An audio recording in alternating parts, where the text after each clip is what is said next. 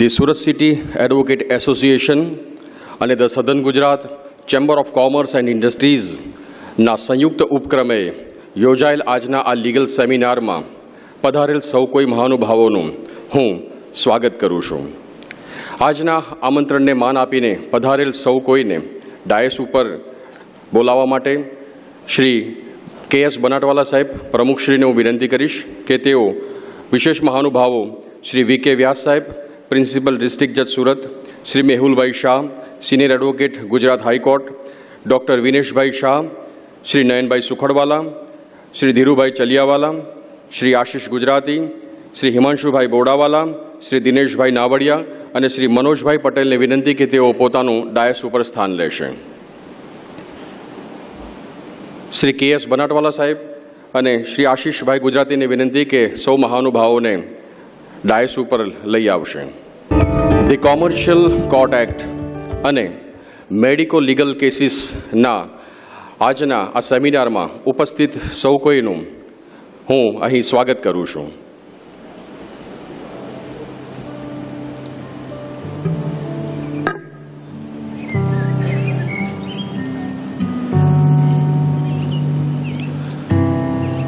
સન્માનનીય મહાનુભાવો ડાયસ ઉપર પોતાનું સ્થાન લઈ રહ્યા છે.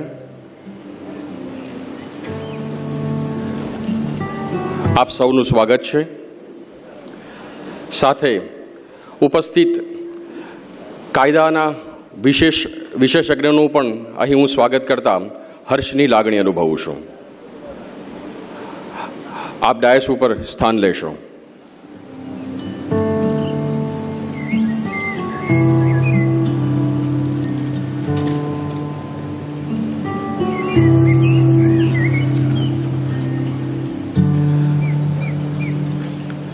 न चोरहार्यम न च राजहार्यम न भातृभाज्यम न च भारकारी व्यये कृते वर्धते एव नित्यम विद्याधनम सर्वधन प्रधानम. अर्थात जिसको कोई चोर चुरा नहीं सकता, राजा छीन नहीं सकता, भाइयों में जिसको बांटा नहीं जा सकता, जिसका कोई बोझ नहीं लगता और जो खर्च करने से नित्य बढ़ता है, इस तरह ज्ञान का धन सचमुच सर्वश्रेष्ठ धन है. જ્ઞાનની ગંગાના આ અવિરત પ્રવાહને હંમેશા વહાવવા માટે આપણે સૌ અહીં એકત્રિત થયા છીએ. આજના આ લીગલ સેમિનારમાં સૌ કોઈને આવકારવા માટે Shri K S. Banatwala, president the Surat city advocate એસોસિએશનને વિનંતી કરીશ કે તેઓ સૌ કોઈ મહાનુભાવોને પોતાના શબ્દોથી સ્વાગત કરશે. Shri K S. બનાટવાલા. Hello, ladies and gentlemen.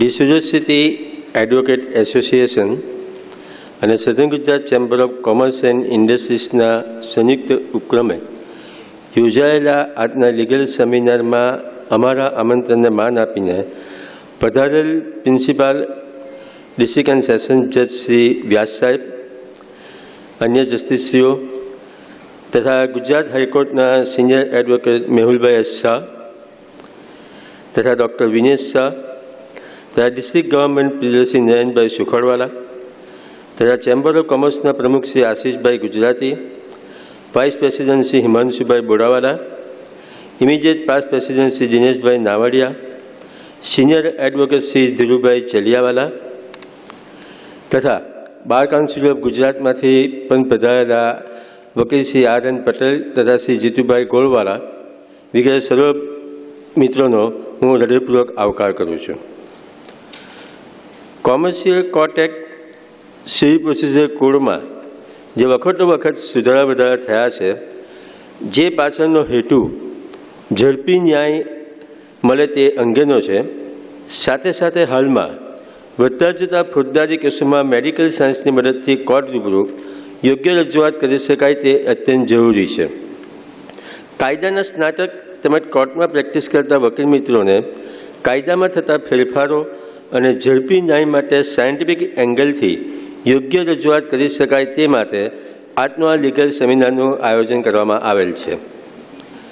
અત્યંત વ્યસ્ત શેડ્યુલમાંથી આજના સેમિનારમાં પધારવા બદલ જસ્ટિસ શ્રી વી.કે. વ્યાસ સાહેબ તથા અન્ય જસ્ટિસશ્રીઓ તથા હંમેશા અમારા આમંત્રણને માન આપી અમારા ઉત્સાહમાં વધારો કરતા એડવોકેટ શ્રી મેહુલભાઈ શાહ તથા ડૉક્ટર વિનેશ શાહને સુરતના આંગણે ડિસ્યુઝલ સિટી એડવોકેટ એસોસિએશનના તમામ પદાધિકારીઓ તથા તમામ સભ્યો વતી આવકારતા હું હર્ષની લાગણી અનુભવું છું. આજના સેમિનારથી સિનિયર એડવોકેટ શ્રી મેહુલભાઈ શાહ કે જેઓ જે કોમર્શિયલ કોર્ટ એક્ટ તથા સિવિલ પ્રોસિજર કોડ અંગે તમામ વકીલ મિત્રો તથા અન્યોને નવા કાયદા હેઠળ યોગ્ય સમજ અને માર્ગદર્શન આપશે, તેમજ ડૉક્ટર વિનેશ શાહ ફોજદારી કેસોમાં મેડિકલ સાયન્સની મદદથી નામદાર કોર્ટમાં જે ઝડપી ન્યાય મળી રહે તે માટેનું માર્ગદર્શન આપશે. માટે બંને મહાન વક્તાઓને જે આપને સાંભળવાની અમૂલ્ય તક મળશે તે માટે પણ હું હર્ષની લાગણી અનુભવું છું. આભાર. ધન્યવાદ. Thank you. ખૂબ ખૂબ આભાર શ્રી કે એસ બનાટવાલા સાહેબ. The southern Gujarat chamber of commerce and industries, જેની સ્થાપના 1942માં થયેલી, ધંધા ઉદ્યોગના પ્રશ્નોને સરકાર સુધી પહોંચાડવા અને ઉદ્યોગકારોની જે કોઈ તકલીફો કોર્ટ કચેરી સુધી પહોંચી છે એને પણ સાચી વાચા આપવા માટે the southern Gujarat chamber of commerce and ઇન્ડસ્ટ્રીઝે ઘણા પગલાં ભરેલા છે. તકલીફો દૂર કરવા માટેની જ જો એક સાચી સ્થાપના થઈ હોય તો ચેમ્બર ઓફ કોમર્સ એણે ખૂબ કાર્ય કર્યું છે. કાયમી સમાધાન પંચની રૂએ ઘણા પ્રશ્નોનો પોતે પ્રારંભિક તબક્કે જ નિકાલ કરેલો છે. The southern Gujarat chamber of કોમર્સના પ્રેસિડેન્ટ શ્રી આશીષભાઈ ગુજરાતીને વિનંતી કરીશ કે તેઓ પ્રાસંગિક ઉદ્બોધન કરશે. Shri Ashishbhai Gujarati. Good morning everybody. આજનું લીગલ કોન્ફરન્સમાં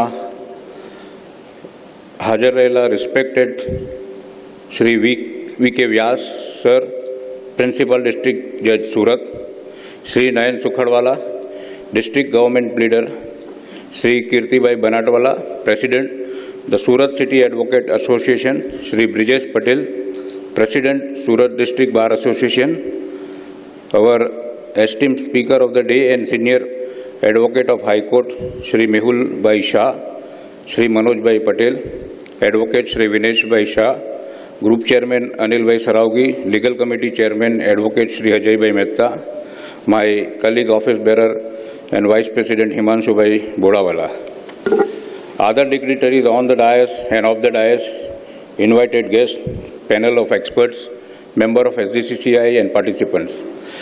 A very warm welcome to all of you to this legal conference being held at SGCCI for the very first time.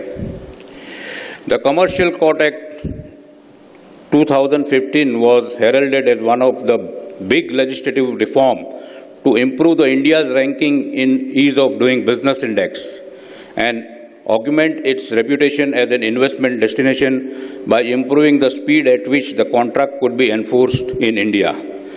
The Act prioritized the expedited disposal of high-stake commercial litigation by reforming the procedural framework of commercial civil suits.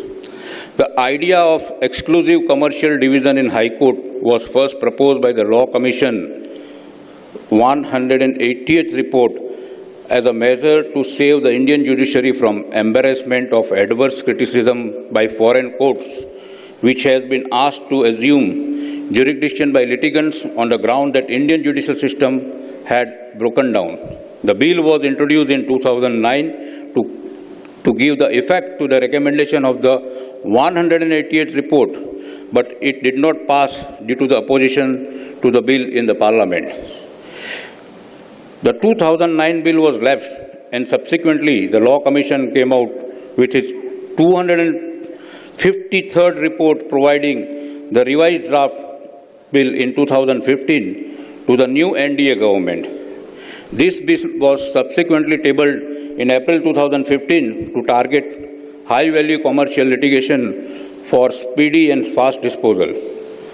There was also a categorical emphasis on scoring better rank in ease of doing business index, published annually by the World Bank, by improving the speed with which the contract could be enforced by the Indian judicial system. The Commercial Court Act 2015 was enacted in December 2015 to enable the speedy readdressal of the commercial disputes in India. It is emphasized the need to expedite the disposal of the high-stakes commercial disputes and thereby enhance investors' confidence.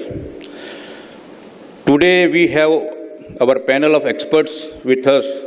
I am sure we shall be having a great knowledge enhancement session on legal provision to settle the commercial disputes. We also have a session on medical legal cases in our today's chart. A medical legal case can be defined as a case of injury or ailment in which the investigations by the law enforcing agencies are essential to fix the responsibility regarding the causation of the injury or ailment. It is a medical case with a legal implication for attending the doctor, where the attending doctor, after getting the brief history and examining the patient, thinks that some investigation by the law enforcement agency is essential. We have a right kind of experts for the both discussion today. I am sure that all the participants in today's program will find it noteworthy at their end. So I once again welcome you all. Thank you very much.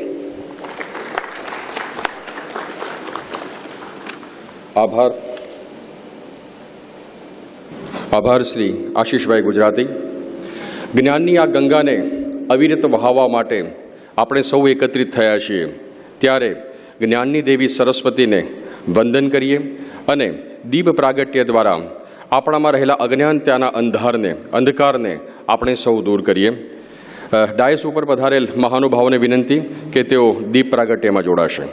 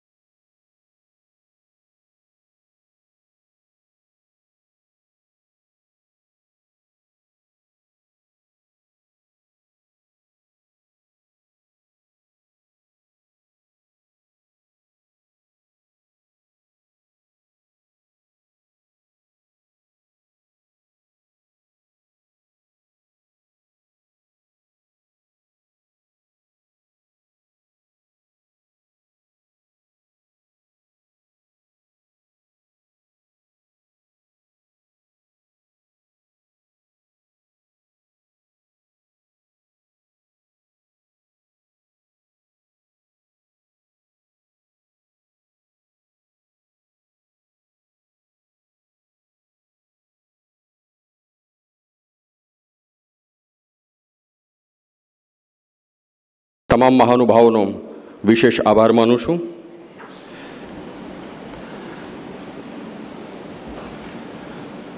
પુષ્પોની ખુશ્બુ અને આપણી યાદો એ હંમેશા મહાનુભાવો સાથે સંકળાયેલી જ રહેલી છે. ઉપસ્થિત સૌ કોઈ મહાનુભાવોનું પુષ્પગુચ્છથી અને આપણા મોમેન્ટોથી અહીં સ્વાગત કરવાનો સમય છે. શ્રી કીર્તિભાઈ બનાટવાલા અને શ્રી આશીષભાઈ ગુજરાતીને હું વિનંતી કરીશ, આદરણીય શ્રી વી.કે. વ્યાસ સાહેબ, ડિસ્ટ્રિક્ટ એન્ડ સેશન્સ જજ શ્રીનું પુષ્પગુચ્છ અને મોમેન્ટોથી તેઓ સ્વાગત કરશે.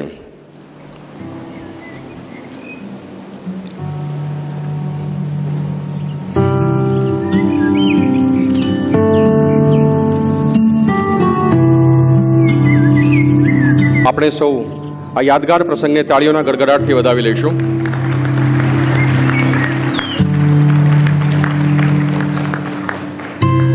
પુષ્પગુચ્છ અને મોમેન્ટો આ સદૈવ અમારી યાદ છે.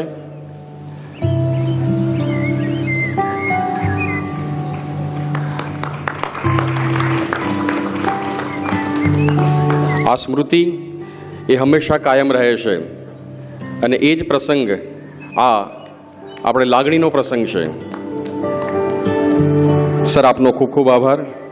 શ્રી નયનભાઈ સુખડવાલા, ડિસ્ટ્રિક્ટ ગવર્નમેન્ટ પ્લીડર સુરતને પુષ્પગુચ્છ અને મોમેન્ટોથી સહર્ષ આવકારવા માટે શ્રી કીર્તિભાઈ બનાટવાલા અને શ્રી હિમાંશુભાઈ બોડાવાલાને વિનંતી કરીશ કે તેઓ પુષ્પગુચ્છ અને મોમેન્ટોથી એમનું સ્વાગત કરશે.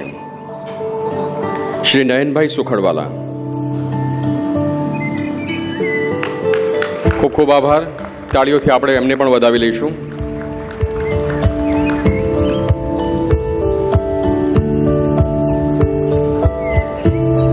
શ્રી વી.કે. વ્યાસ સાહેબ, શ્રી નયનભાઈ સુખડવાલા, આપનો ખૂબ ખૂબ આભાર. ધી સુરત સિટી એડવોકેટ એસોસિએશનના સ્થાપક ટ્રસ્ટી એવા સિનિયર એડવોકેટ શ્રી ધીરુભાઈ ચલિયાવાલા સાહેબને પુષ્પગુચ્છ અને મોમેન્ટોથી આવકારવા માટે vice president Surat city advocate association Shrimati Bhadraben Joshi અને Shri Ashishbhai Gujarati president chamber of કોમર્સને વિનંતી કરીશ કે તેઓ પુષ્પગુચ્છ અને મોમેન્ટોથી એમને આવકારશે.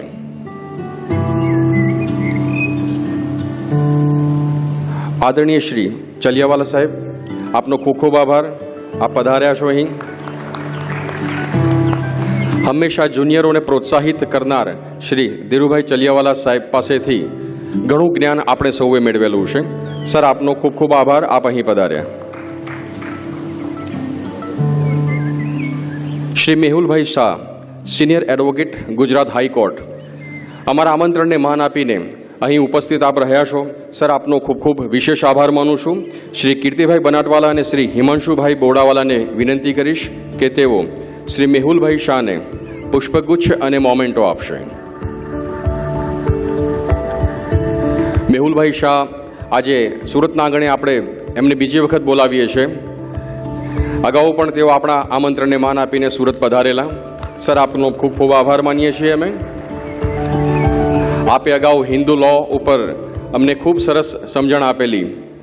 આજે પણ અમારા આમંત્રણને માન આપીને ઉપસ્થિત થયા છો. સર, આપનો અમે વિશેષ આભાર માનીએ છીએ. પરસ્પર દેવો ભવ. આપણે સૌ એકબીજાને દેવ માનીએ છીએ. શ્રી કીર્તિભાઈ બનાટવાલા અને શ્રી આશીષભાઈ ગુજરાતી આજે the Surat city advocate association અને ચેમ્બર ઓફ કોમર્સના સંયુક્ત ઉપક્રમે આજનો આ લીગલ સેમિનાર જ્યારે થવા જઈ રહ્યો છે ત્યારે બંને પ્રેસિડેન્ટ એકબીજાને સ્મૃતિ ભેટ અર્પણ કરી અને આજની આ દિવસને યાદગાર બનાવશે. શ્રી કે.એસ. બનાટવાલા, શ્રી આશીષભાઈ ગુજરાતી પરસ્પર સ્મૃતિ ભેટ અને પુષ્પગુચ્છ અર્પણ કરશે.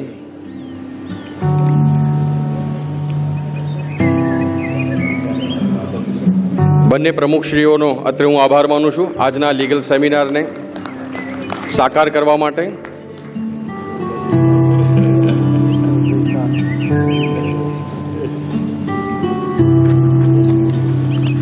આપનો ખૂબ ખૂબ આભાર.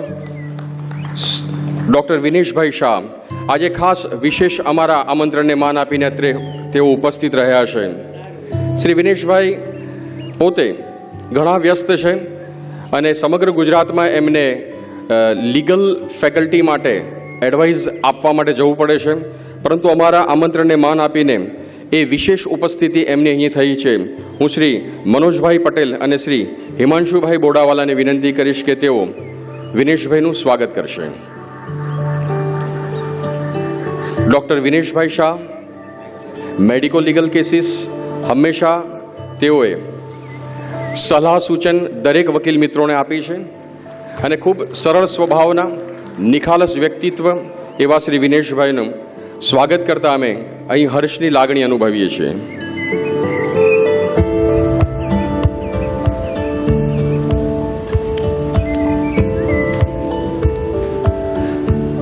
સ્વાગત અને એની પરંપરા બહુ પુરાણો કાળથી ચાલી આવી છે અને આજે પણ આપણે એ સ્વાગતની પરંપરાને અહીં આગળ વધાવીએ છીએ.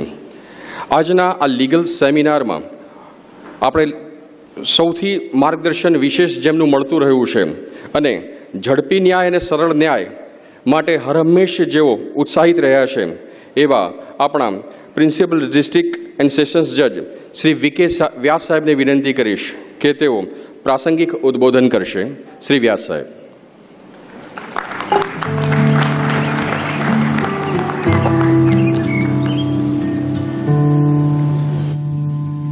Good morning. સુરત સિટી બારના એસોસિએશનના પ્રમુખ શ્રી કીર્તિભાઈ બનાતવાલા, સેક્રેટરી શ્રી મનોજ પટેલ, ડીજીપી શ્રી સુખડવાલા, આજરોજ આપણે જેમને સાંભળવા માટે એકત્ર થયા છે તે બંને વક્તાઓ સિનિયર કાઉન્સિલ શ્રી મેહુલભાઈ શાહ તથા doctor Vinesh Shah. Surat district bar એસોસિએશનના president I am just told કે કંઈ એન્ગેજમેન્ટના હિસાબે પહોંચી શક્યા નથી, mister Brijesh Patel. Surat chamber of કોમર્સના પ્રમુખ શ્રી ગુજરાતી, ઉપપ્રમુખ શ્રી બોડાવાલા, અન્ય ઉપસ્થિત હોદ્દેદારો, શ્રી નાવડિયા, શ્રી લાઠિયા, અત્રે ઉપસ્થિત મારા સાથી ન્યાયાધીશ મિત્રો, ધારાશાસ્ત્રીઓ, સિનિયર એડવોકેટ શ્રી ચલિયાવાલા, ભાઈઓ અને બહેનો,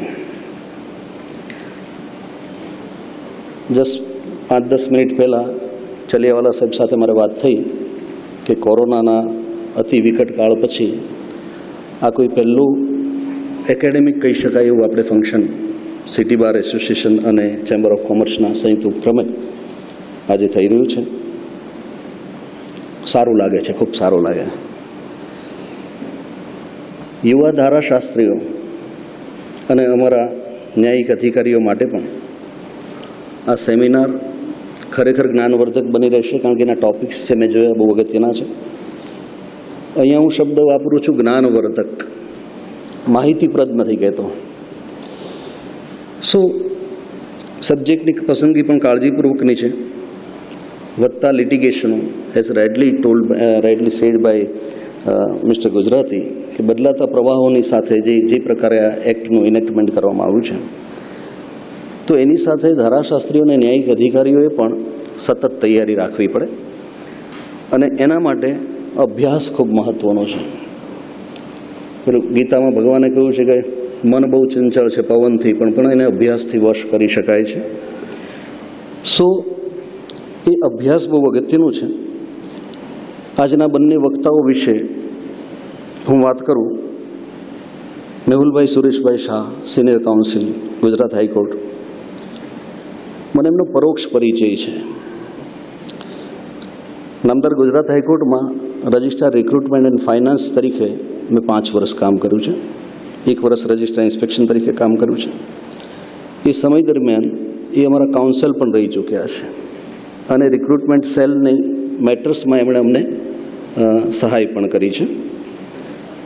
હમણાં જ મારા એક ભત્રીજા આકાશ શાહની એણે કંઈ નવી ઓફિસ શરૂ કરી છે અમદાવાદમાં.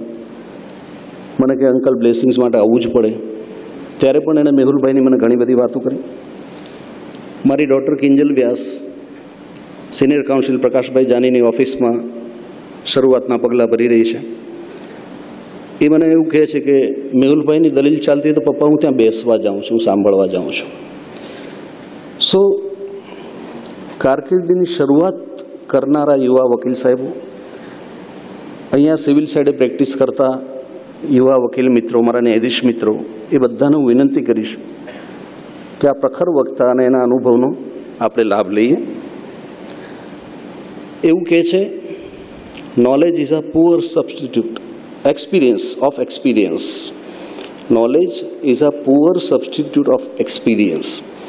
અહીંયા આપણે જોઈશું કે અનુભવ પણ છે એમની પાસે અને જ્ઞાન પણ છે, જેને આપણે કે સંગમ થાય છે. તો એ advocate, senior counsel, commercial act ઉપર જે કંઈ જાણકારી આપણને આપે એ આપણે આજે ગ્રહણ કરીશું.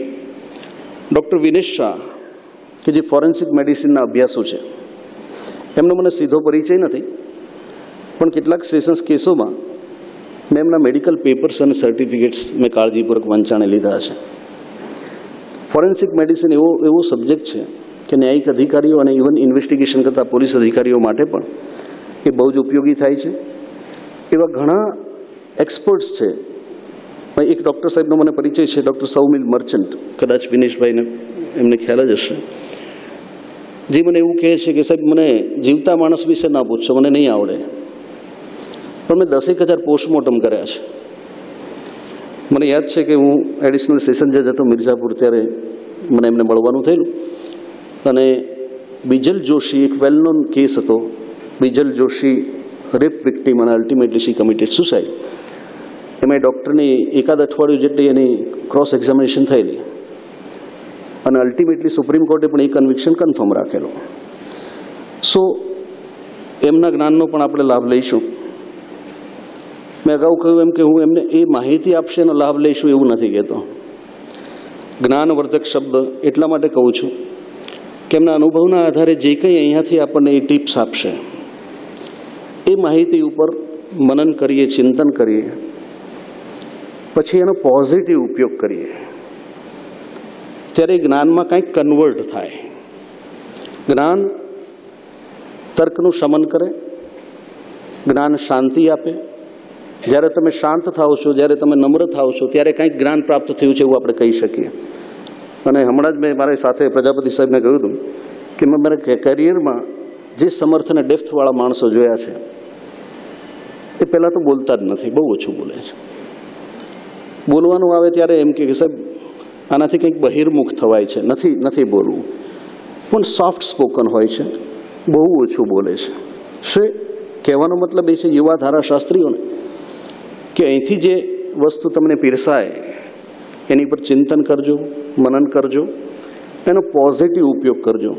નાનકડો દાખલો આપું કે કોઈ માણસ તમારી પાસે કોઈ મેટર લઈને આવે છે કે મારી પર આવા એલિગેશન્સ છે, કોઈની મિલકત મેં પડાવી લીધી છે કે એવા એલિગેશન્સ છે, તમે મારો બચાવ કરો. તમે બચાવ કરો છો ત્યાં સુધી બરાબર છે, પણ તમે એને પહેલાં સલાહ આપો છો એડવાન્સમાં કે આવી રીતે મિલકત બચાવી લેવાય, તું આમ કર તો આપણે આને પાડી દઈએ, તો ત્યાં તમે પણ એક કર્મ બાંધો છો. એટલે મેં શબ્દ વાપર્યો કે પોઝિટિવ ઉપયોગ. સો આ માહિતી તમારા માટે જ્ઞાન બને એવી મારી શુભેચ્છાઓ છે. આજે આપણે આ પ્રખર વક્તાઓને સાંભળવા ભેગા થયા છે, અને આમ તો એક ન્યાયાધીશ માટે બોલવું એ બહુ અઘરું કામ છે. હું અહીંથી જ વિરામ લઈશ. આ પ્રકારનું જ્ઞાનવર્ધક સેમિનારનું આયોજન કરવા બદલ મિસ્ટર બનાતવાલા અને ટીમ, હું જોઈ રહ્યો છું છેલ્લા કેટલા ટાઈમથી એ લોકો પરિશ્રમ કરી રહ્યા છે. ચેમ્બર ઓફ કોમર્સ છે, એના સંયુક્ત ઉપક્રમે આ સરસ પ્રોગ્રામ થયો છે. હું ચેમ્બર ઓફ કોમર્સ અને સિટી બાર એસોસિએશનને ખૂબ અભિનંદન આપું છું. Thank you very much.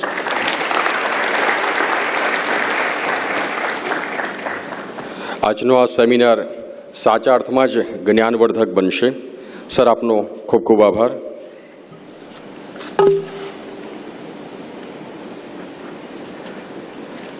આજના આપણા વક્તા શ્રી મેહુલભાઈ શાહ. અગાઉ પણ મેહુલભાઈ શાહ હિન્દુ લો ઉપર આપણને જ્ઞાન પીરસ્યું છે. શ્રી મેહુલભાઈ સુરેશભાઈ શાહના નામથી ઓળખાતા આદરણીય એડવોકેટ શ્રીનો ટૂંકો પરિચય આપું તો મૂળ વતન એમનું રાજકોટ, અને એમના પિતા સુરેશભાઈ શાહ પણ પોતે હાઈકોર્ટમાં જ વકીલાત કરતા હતા. 1986માં વકીલાતના વ્યવસાયમાં પોતે આવ્યા અને 2016માં ગુજરાત હાઈકોર્ટ દ્વારા ડેઝિગ્નેટેડ સિનિયર એડવોકેટ એમને બનાવવામાં આવ્યા. આ જ્ઞાનના અવિરત પ્રવાહ પોતે પણ વહાવે છે અને L A Shah law college અમદાવાદમાં તેઓ પોતે વખતો વખત વિઝિટિંગ લેક્ચરર તરીકે જાય છે. JNLU અને નિરમા યુનિવર્સિટી પણ એમને વિઝિટિંગ લેક્ચરર તરીકે પોતે બોલાવે છે. શ્રી મેહુલભાઈ સુરેશભાઈ શાહને હું આવકારતા અહીં હર્ષની લાગણી અનુભવું છું. સૌ કોઈ ડાયસ ઉપર બેઠેલ મહાનુભાવોને વિનંતી કે આપ ડાયસની નીચે આપનું સ્થાન ગ્રહણ કરશો. અને શ્રી મેહુલભાઈ સુરેશભાઈ શાહને વિનંતી કરીશ કે આપ આજના ધ કોમર્શિયલ કોર્ટ એક્ટ 2015 અને સિવિલ પ્રોસિજર કોડ વિશે અમને વિશેષ જ્ઞાન પ્રદાન કરશો. અહીં અમારા આમંત્રણને માન આપીને ઉપસ્થિત ન્યાયાધીશનો પણ અમે સ્વાગત કરવા માંગીએ છીએ. શ્રી જશવંતભાઈ પટેલ, શ્રી જકી શેખ, શ્રી જનકભાઈ ટાલિયા અને શ્રી પ્રત્યુષ જાગીરદારને વિનંતી કરીશ કે ઉપસ્થિત ન્યાયાધીશોનું, સિનિયર એડવોકેટ્સનું અને અમદાવાદથી અમારા આમંત્રણને માન આપીને ખાસ પધારેલ શ્રી અમિતભાઈ ઠક્કર અને શ્રી મનન શાહનું પુષ્પગુચ્છથી સ્વાગત કરશે.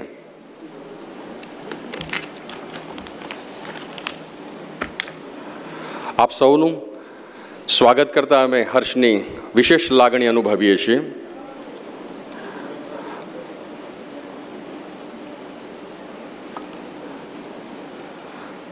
The commercial court act 2015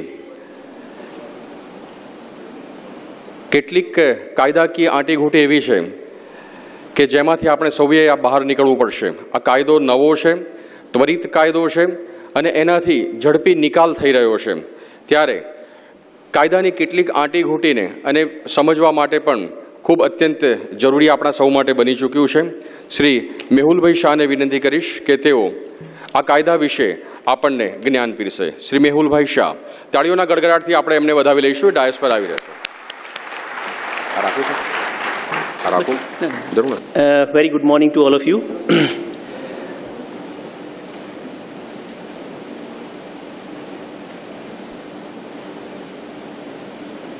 Respected Sri Vyas Sahib, respected Sri Kirti Bhai, Sri Ashish Bhai, Mara Vadil Sri Dhiru Bhai, all other dignitaries who are adorning the dais,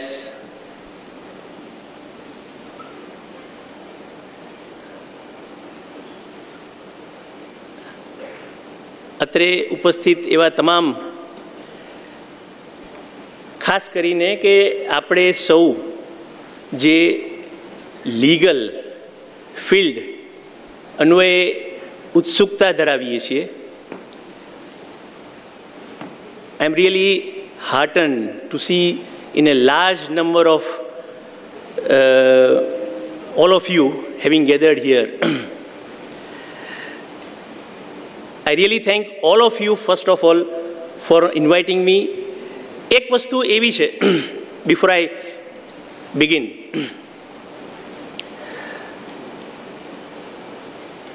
કોઈ પણ સેમિનાર હોય,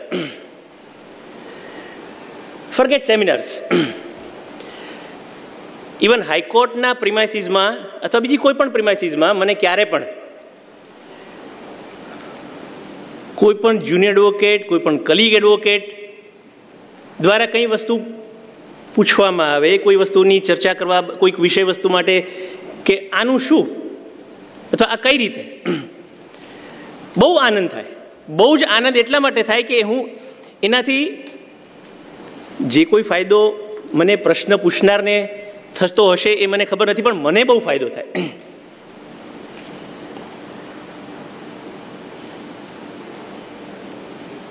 As it is, we all always say that we are, for the entire life, we are law students. એટલે કોઈ પણ વસ્તુ ક્યારેક મને પૂછવામાં આવે, ક્યારેક આવા સેમિનાર્સ હોય એમાં મને ક્યારેક ઉપસ્થિત રહેવાનો મોકો મળે, માત્ર મને આનંદ નથી થતો, મને ખરેખર જે વ્યાસ સાહેબે કીધું જ્ઞાન વર્ધક,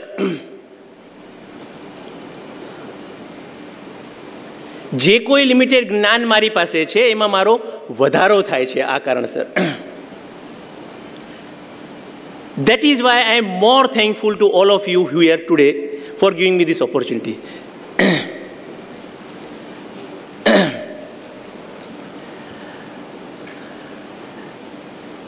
अलग अलग कायदाओं over a period of time are being enacted, they are amended over a period of time, looking to the need of the hour. This is one of it, as was indicated by Shri Ashish Bhai originally, ke આ શું કામ, કઈ રીતે there was a need of enactment of this act. Essentially the whole act is basically procedural with certain substantive provisions contained therein, but essentially it is something to do with the code of civil procedure to be so amended, dealing with a particular subject and the type of cases. એટલે જે પ્રમાણે કહેવામાં આવ્યું એનો the whole statement and the object was that concept of doing business, ease of doing business. That concept has led to before the parliament to have this type of law enacted with 188th report and thereafter 253rd report.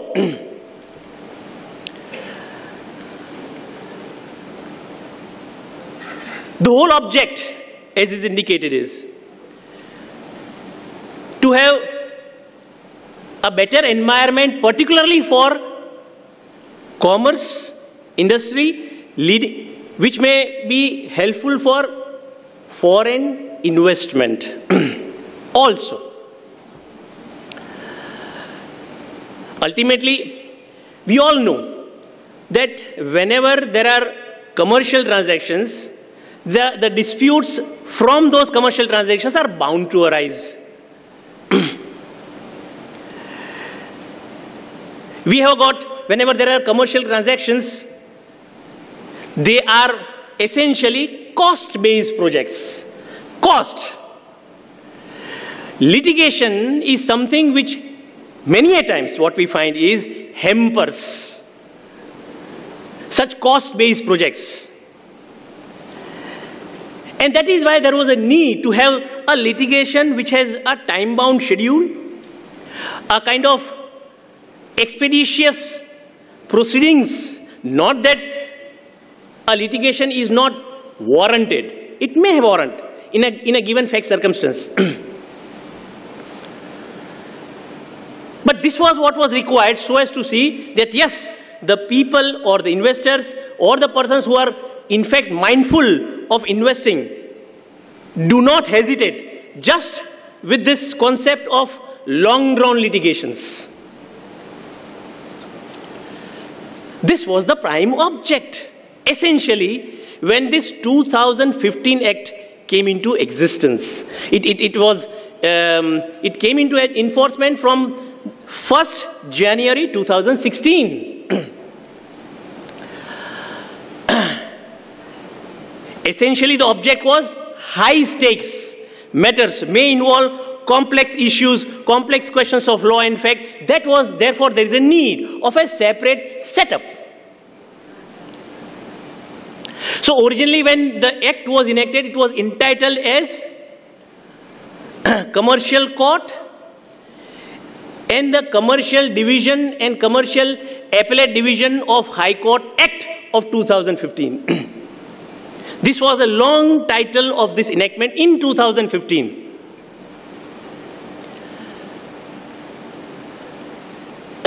Where originally what we all know, one parameter was fixed when the original object was to deal with high stakes matters. So originally the law itself was providing for a law is enacted for those disputes which are of a specified value. The word used therein is specified value. And therefore originally it was recognized to be the specified value for which the disputes can be brought into the special types of courts was given to be not less than 1 crore.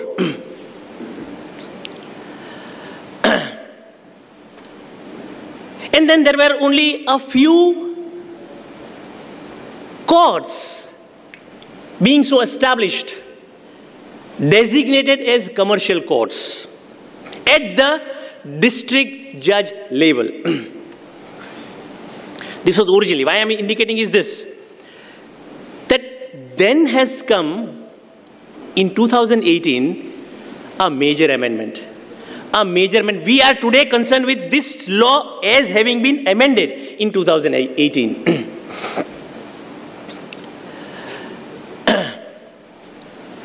It was found not to restrict this law only to those very high stakes subject matters with this high stakes valuation therein. Because a commercial dispute remains a commercial dispute even if the stakes may be low, but the effect may be something which may be percolating. એટલે એવી જરૂરિયાત ઉપસ્થિત થઈ. એટલે 2018માં જે સુધારો લાવવામાં આવ્યો 3/5/2018 થી અમલમાં આવ્યો. પહેલી વસ્તુ, કાયદાનું જે નામ હતું is now changed to Commercial Court Act of 2015. That is all. Shortened. Similarly, the valuation, the specified value je kehવામાં આવી હતી originally, for which the suits can be brought into commercial courts, is also reduced, now specifying to be not less than 3 lakhs rupees. એટલે આજે specified વેલ્યુની વાત કરવામાં આવી કાયદામાં, એ કઈ રીતે એસેરટેન કરવી? કોઈ વ્યક્તિ દાવો દાખલ કરે, કોઈ પણ સૂટ દાવો દાખલ કરવામાં આવે તો we have got that suit valuation act for the purpose of valuing the suit. For what purpose? For considering the jurisdiction. હકુમત નક્કી કરવા માટે.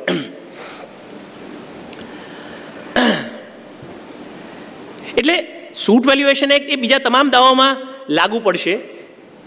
કમર્શિયલ સૂટ્સ જે છે, જેને કમર્શિયલ સૂટ કહેવામાં આવે છે, એમાં વેલ્યુએશન નક્કી કરવા માટે ultimately if it is in respect of some you have to look at the prayer, જે આપણે દાદ માગવામાં આવે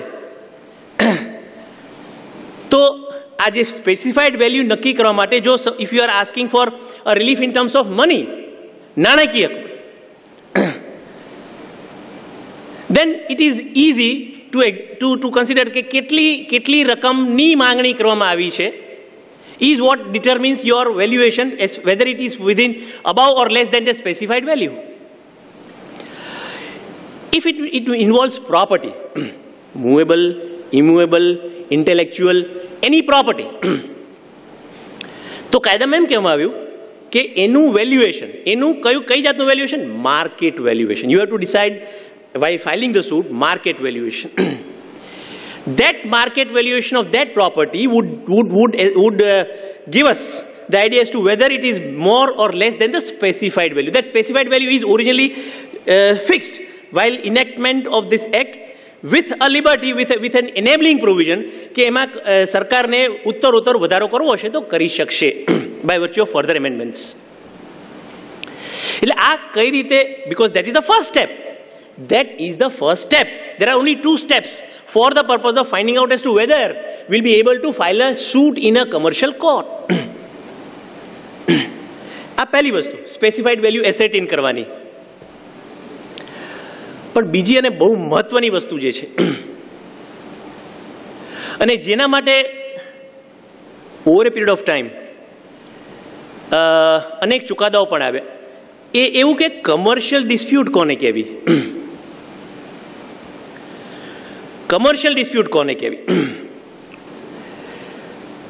હવે કાયદામાં એની ડેફિનેશન આપવામાં આવી. કાયદામાં ડેફિનેશન એટલે કે એક લિસ્ટ આપવામાં આવ્યું. આમ જોવા જઈએ તો સેક્શન 2(1)(c) માં કમર્શિયલ ડિસ્પ્યુટમાં કયા પ્રકારની ડિસ્પ્યુટને ઉમેરી શકાય અથવા ગણી શકાય તેનું એક લિસ્ટ આપવામાં આવ્યું. 22 જેટલી આઇટમ્સ દર્શાવવામાં આવી કે આવા પ્રકારની ડિસ્પ્યુટ્સ હોય, આને લગતી ડિસ્પ્યુટ્સ હોય તો એને આપણે કમર્શિયલ ડિસ્પ્યુટ ગણવાની રહેશે આ કાયદા હેઠળ.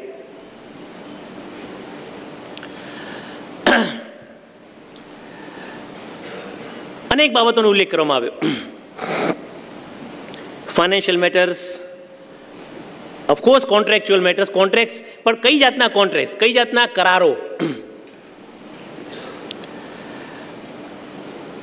કમર્શિયલ કોન્ટ્રાક્ટ્સ તો ખરા જ, construction contracts, agency contracts, partnership contracts, contracts relating to sell of goods, contracts relating two intellectual properties, aircraft carriers contracts, ઘણી બધી. It is a list, we can always read that list. પણ disputes જે અથવા તો the questions over A period of time જે arise થયા, એક close એવો, I will read that clause itself, which would be and then I'll try to discuss that. Clause number 7 છે, 2(1)(c) clause number 7. જેમાં એમ કહેવામાં આવ્યું કે agreements relating to immovable property used exclusively in trade or commerce. Agreements relating to immovable property. મોટાભાગની જે તકરારો છે જેને commercial કોર્ટના પરિમાં લાવવાનો પ્રયાસ કરવામાં આવે છે, એ મોટાભાગે આપણે જોઈએ છીએ એ પ્રમાણે ઇમ્યુવેબલ પ્રોપર્ટી બાબતની તકરારો હોય છે, એ બાબતના કરારો વિશેની તકરારો.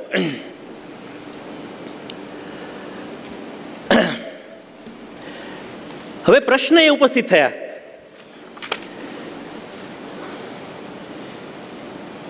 ત્રણ શબ્દ વાપરવામાં આવ્યા એગ્રીમેન્ટ્સ, એક ઇમૂવેબલ પ્રોપર્ટી, બીજું અને those which are routinely or which are exclusively used in trade and commerce. ત્રણ બાબતો.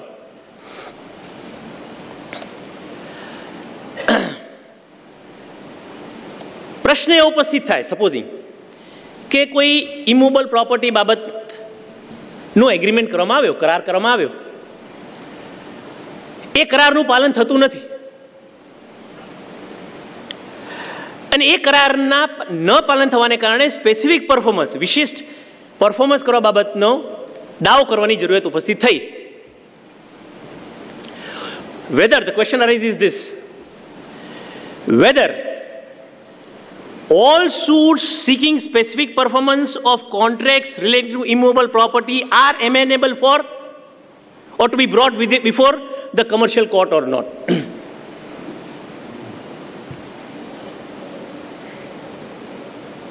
Agreements, yes. Immovable property, yes. Then comes the third thing. ત્રીજી વસ્તુ કે whether it is exclusively, that agreement is exclusively for that property which is used in trade and commerce.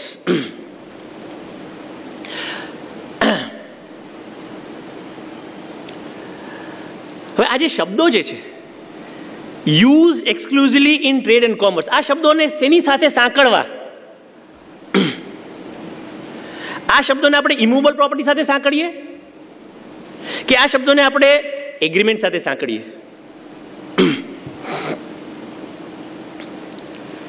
એગ્રીમેન્ટ્સ exclusively used in trade and commerce or immovable property exclusively used in trade and commerce? આ પ્રશ્ન ઉપસ્થિત થયો.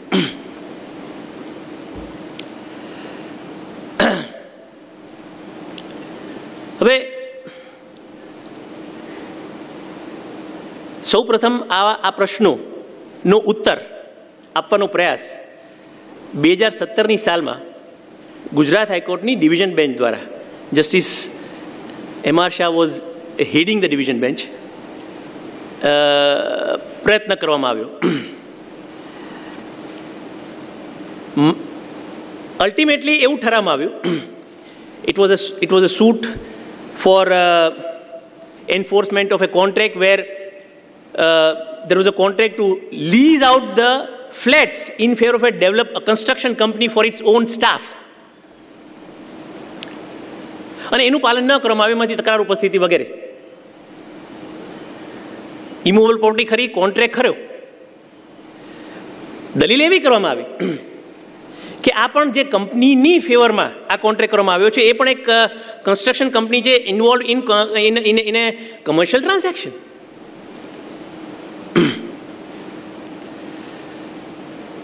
Gujarat High Court ni division bench, and then I'll give those citations also for those law students who might be there here.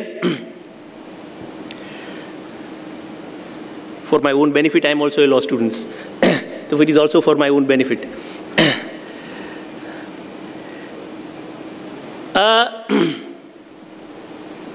Yeah, immovable property khari એના lease બાબતની તકરાર, પણ એવું પણ દલીલ કરવામાં આવી કે ઓલ રાઈટ, જેની તરફેણમાં આ કરવામાં આવ્યું છે એ પણ કન્સ્ટ્રક્શન કંપની છે, એ પણ એક કમર્શિયલ ટ્રાન્ઝેક્શન, કમર્શિયલ પર્સપેક્ટિવથી જોઈ રહી છે. પણ હેતુ શું? હેતુ શું? આ કરાર કરવા પાછળનો હેતુ શું? તો આ કરાર કરવા પાછળનો હેતુ એ રેસિડેન્સ પ્રોવાઈડ કરવા માટે, સ્ટાફ રેસિડેન્સ પ્રોવાઈડ કરવા માટે, કંપનીના સ્ટાફ રેસિડેન્સ પ્રોવાઈડ કરવા માટેનો હેતુ. એ જો આવો હેતુ હોય તો it is not something which has to do with object for some commercial purpose, commercial undertaking. Gujarat હાઈકોર્ટે કીધું કે ભલે આ બે પેરામીટર સેટિસ્ફાય થતા પણ ત્રીજો પેરામીટર સેટિસ્ફાય નથી થતો, એટલા માટે આને કમર્શિયલ ડિસ્પ્યુટ ગણવો નહીં.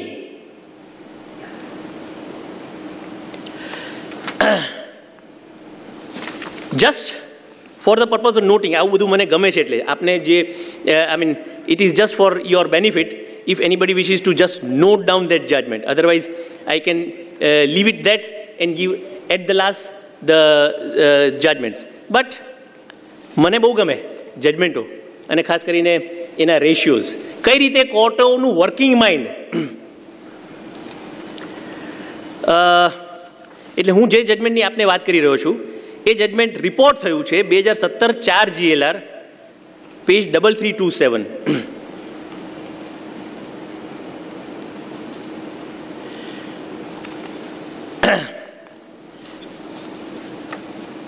આ એટલા માટે હું થોડું વધારે ડિટેલમાં ડિસ્કશન કરી રહ્યો છું, કારણ કે બીજા બધા જે પ્રોવિઝન્સ જે હું પાછળથી આપની સાથે ચર્ચા કરીશ એ મોટાભાગના પ્રોસિજરલ થયા, પ્રોસિજર્સ. પણ આ સબસ્ટેન્ટિવ, આ તો બેઝિક જ્યુરિસ્ડિક્શન થયું કે આ કોર્ટમાં જવાય કે ન જવાય. એક બીજો ચુકાદો અસ્તિત્વમાં આવ્યો, ગુજરાત હાઈકોર્ટ. આ બધા બંને ચુકાદા ultimately has been approved by the honourable supreme court in a later point of time.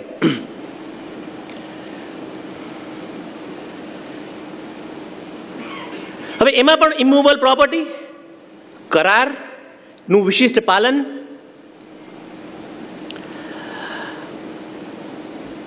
એમાં question was as the wordings are, આપણે ક્વેશ્ચન જે પોઝ કર્યો છે જેનો આપણે આન્સર આપવાનો છે કે immovable property use exclusively in trade and commerce. એટલે ફરીથી એ પ્રશ્ન ઉપસ્થિત થયો કે આ used exclusively in trade and commerce એને આપણે એગ્રીમેન્ટ શબ્દ સાથે રિલેટ કરવાનો છે કે ઇમૂવેબલ પ્રોપર્ટી સાથે રિલેટ કરવાનો છે, આ પ્રશ્ન. અને બીજો પ્રશ્ન કે use exclusively in trade and commerce એટલે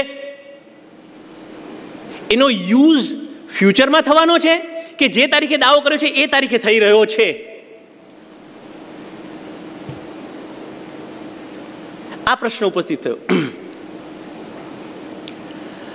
અને ગુજરાત હાઈકોર્ટે એવું ઠરાવ્યું કે as far as this used exclusively in trade and commerce શબ્દો જે છે એને આપણે ઇમૂવેબલ પ્રોપર્ટી સાથે સાંકળવાના છે. આ પ્રોપર્ટી જે છે એ પ્રોપર્ટી જે વિષય વસ્તુ બાબતનો દાવો કરવામાં આવી રહ્યો છે એ પ્રોપર્ટી ટ્રેડ એન્ડ કોમર્સમાં વાપરવાની છે અને એ વિશેનો આ કરાર છે. એક. અને બીજું કે when the word used is used in trade and exclusively in trade and commerce. Use means it is being used. એ ખરેખર એનો વપરાશ થઈ રહ્યો છે, નહીં કે ભવિષ્યમાં એનો વપરાશ થનાર છે. This is how it has been interpreted by the Gujarat High Court Division Bench. એટલે the parameter as is laid down is કે જે તારીખે તમે કમર્શિયલ દાવો દાખલ કરો છો એ તારીખે આ જે ઇમ્યુએબલ પ્રોપર્ટી છે એનો વપરાશ ટ્રેડ એન્ડ કોમર્સ બાબત થઈ રહ્યો હોવો જોઈએ.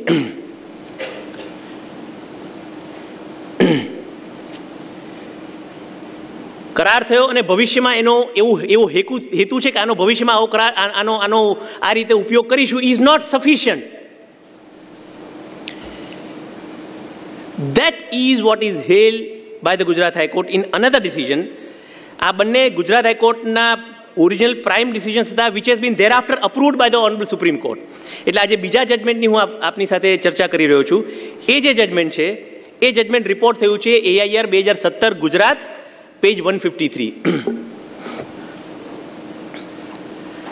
આ બંને ડિવિઝન બેન્ચના જજમેન્ટ હતા ગુજરાત હાઈકોર્ટના.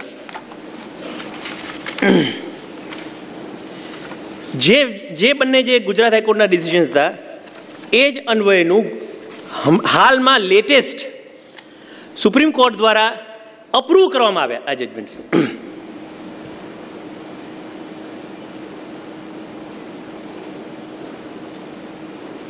There it was a case of enforcement of a contract relating to mortgage. And again the similar set of questions arose before the Supreme Court કે આ જે ક્લોઝ નંબર 7 છે એનું અર્થઘટન કેવી રીતે કરવું. એક વધારાની વસ્તુ કહેવામાં આવી, ઓફકોર્સ ગુજરાત હાઈકોર્ટના જજમેન્ટમાં પણ એનો ઉલ્લેખ કરવામાં આવ્યો અને સુપ્રીમ કોર્ટ દ્વારા પણ એની વિશેષ છણાવટ કરવામાં આવી કે આના માટે કોઈ પણ ડિસ્પ્યુટને કમર્શિયલ ડિસ્પ્યુટ ગણવી કે કેમ એના માટે pleadings are very important. Pleadings in the suit are very important. આપણે જાણીએ છીએ કે Order 6 of CPC does require pleadings to be made specific.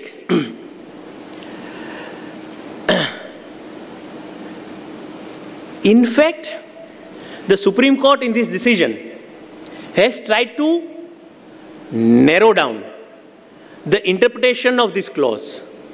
એટલા માટે with a definite object કે જો તમે દરેક પ્રકારની ઇમૂવેબલ પ્રોપર્ટી માટે એમ કહે તો કે કરાર છે અને ઇમૂવેબલ પ્રોપર્ટી બાબતનો કરાર છે તો એને કમર્શિયલ સૂટ તરીકે દાખલ કરો તો the whole purpose would be defeated. આ તો બહુ સ્પેસિફિક, નહીતર તો the court those commercial courts which are established would be flooded with those cases.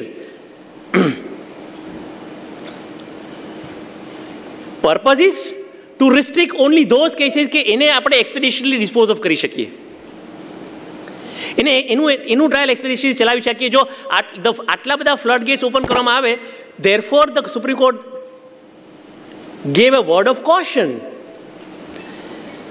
કે આને બહુ રિસ્ટ્રિક્ટિવલી ઇન્ટરપ્રેટ કરવાનો છે. આ જે વર્ડિંગ્સ છે under section 2C have to be restrictively interpreted in a strict interpretation and not a very wide or general interpretation. That is the object. એટલે આ વસ્તુ ધ્યાનમાં રાખીને એવું ઠરાવવામાં આવ્યું કે હા, માત્ર ને માત્ર જે પ્રોપર્ટી જે છે જે તારીખે દાવો દાખલ થયો એ તારીખે ટ્રેડ અને કોમર્સમાં વપરાતી હોય એવી પ્રોપર્ટી બાબતના દાવા માટે જ કમર્શિયલ સૂટ થઈ શકે, નહીં કે ભવિષ્યમાં થનાર યુઝ માટે.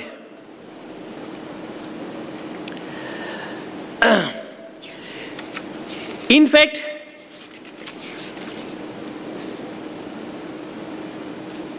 આપના પરમિશનથી મને આ જે જજમેન્ટનું જે સાઇટેશન છે એ સાઇટેશન છે 2020-15 supreme court cases 2020-15 SCC page 585.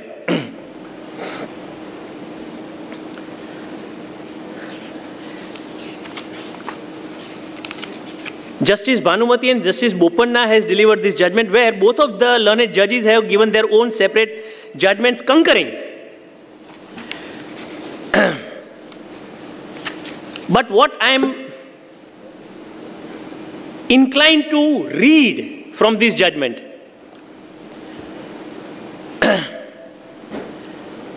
are only two paragraphs which will consider, which will have a very better idea as regards the object. આ કયા કારણસર થયું. ઠીક છે, થેન્ક યુ. આ કાયદાનું જ્યારે અર્થઘટન કરવાનો પ્રશ્ન કોર્ટો સમક્ષ ઉપસ્થિત થાય ત્યારે આ બે જે બાબત છે એ ધ્યાનમાં રાખવી જરૂરી બની રહે છે. એટલા માટે મને જરા એવું જરૂર લાગ્યું કે આ બે પેરેગ્રાફ હું આપની સમક્ષ વાંચી દઉં, which would be enlightening us to have further discussions. Para number 35 અને 36 જે જસ્ટિસ ભાનુમતીના પોતાના સેપરેટ જજમેન્ટમાં ઉલ્લેખ કરવામાં આવ્યો. With permission, I may just read those two paragraphs only and then we'll proceed further. એવું કહેવામાં આવ્યું કે various provisions of the Act, namely case management, hearing and other provisions, make the court to adopt a proactive approach in resolving the commercial dispute. A new approach for carrying out the case management and strict guidelines for completion of the process has been introduced so that the adjudicatory process is not delayed. I have referred to the various provisions of the Act and the schedule, bringing in amendments brought to the Civil Procedure Code to deal with the commercial disputes, only to highlight that the trial of the commercial dispute suits is put on the fast track for the disposal of the suit expeditiously. Various provisions of the Act referred to above and the amendments inserted in the Code of Civil Procedure by the schedule is to ensure speedy resolution of the commercial disputes in a time-bound manner. The intent of the legislature seems to be to have a procedure which expedites the disposal of the commercial disputes and thus, this is important, and thus creates a positive environment for investment and development and make India an attractive place to do business.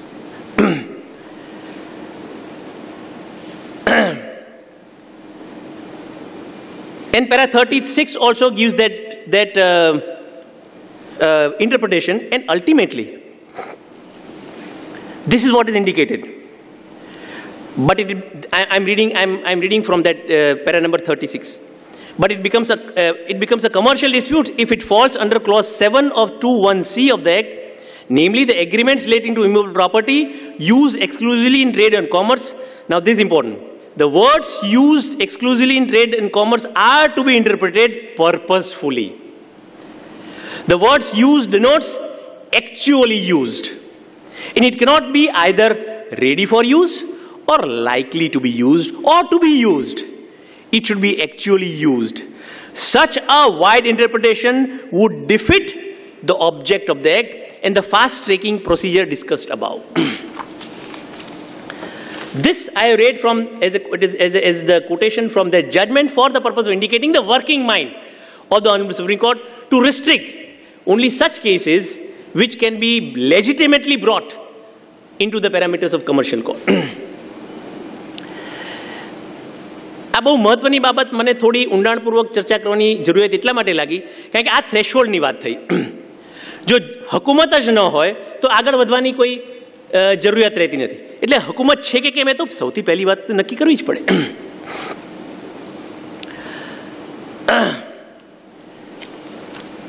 આ એક બાબત થઈ. હવે મેં આપને કહ્યું એ પ્રમાણે 2018માં જે સુધારો લાવવામાં આવ્યો આ કાયદામાં, એ સુધારામાં એક વસ્તુ થઈ કે જે સ્પેસિફાઈડ વેલ્યુ હતી એને ઘટાડવામાં આવી. એક બીજો મહત્વનો સુધારો કરવામાં આવ્યો. ઇનફેક્ટ બીજા બે મહત્વના સુધારા થયા.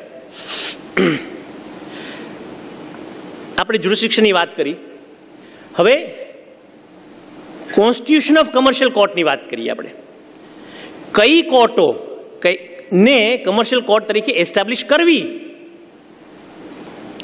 એ પ્રશ્ન પૂછે. Originally prior to 2018 as the name of the act was indicative of the fact that commercial court and commercial division or appellate division of the high court, meaning thereby એટલે એ તબક્કે originally commercial courts were at the setup of commercial court was at the limited district courts level. Not below district court, not below, at the limited district court level. અને પછી high court. આમ બે setup થયા હતા originally.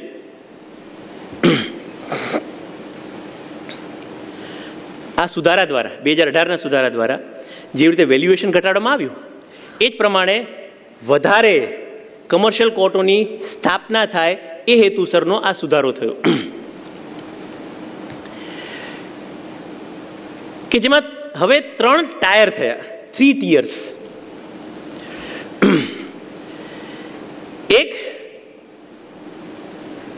the commercial courts which are set up, of course by virtue of notification by the state government under the act, at the level below the district judge level. In different districts, but the courts below the district judge level. Therefore, we are now finding that the commercial courts are even set up in the setup of senior civil judges.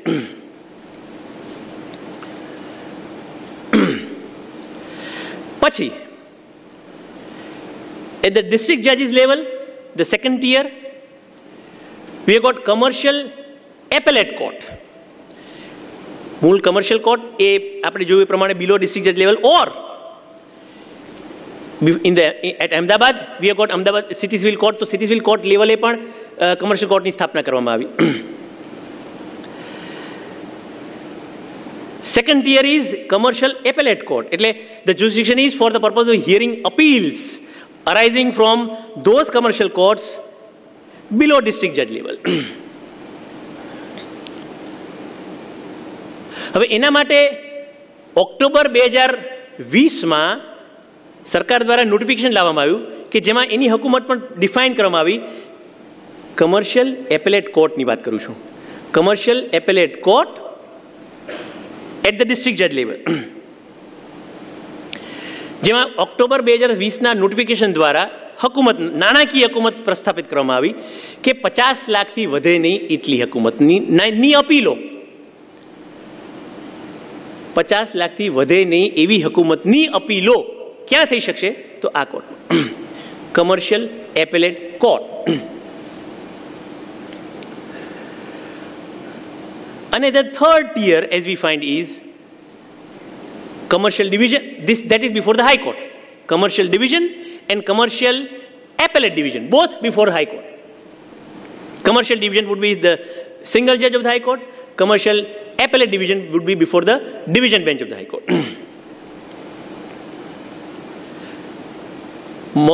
more 50 lakhs or more commercial division. હવે એટલે એ પણ અપીલીય હુકુમત થઈ, એ પણ અપીલીય હુકુમત થઈ હાઈકોર્ટની. હા, અમુક કિસ્સામાં જે આપણે ગુજરાત હાઈકોર્ટમાં નથી, પણ અમુક હાઈકોર્ટમાં ઓર્ડિનરી ઓરિજિનલ જ્યુરિસ્ડિક્શન હોય છે. દાખલા તરીકે બોમ્બે છે.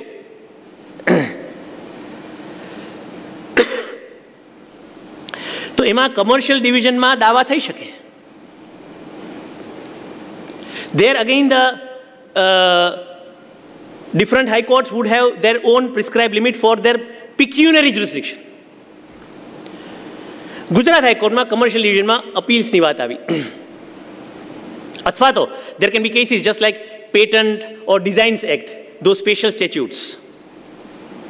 અથવા Arbitration Act,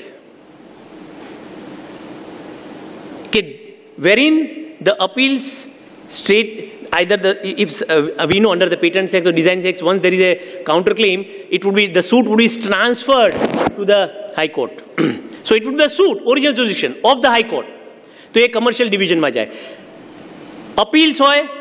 હવે એક બીજી આ તબક્કે એક બીજી બાબત, આ હું બીજી ચર્ચા કરી રહ્યો છું કે જે હુકુમતની વાત થઈ. હુકુમત એટલે કે જે કઈ કોર્ટમાં અપીલ થઈ શકે અથવા તો મૂળ દાવો દાખલ થઈ શકે એની વાત કરી રહ્યો છું.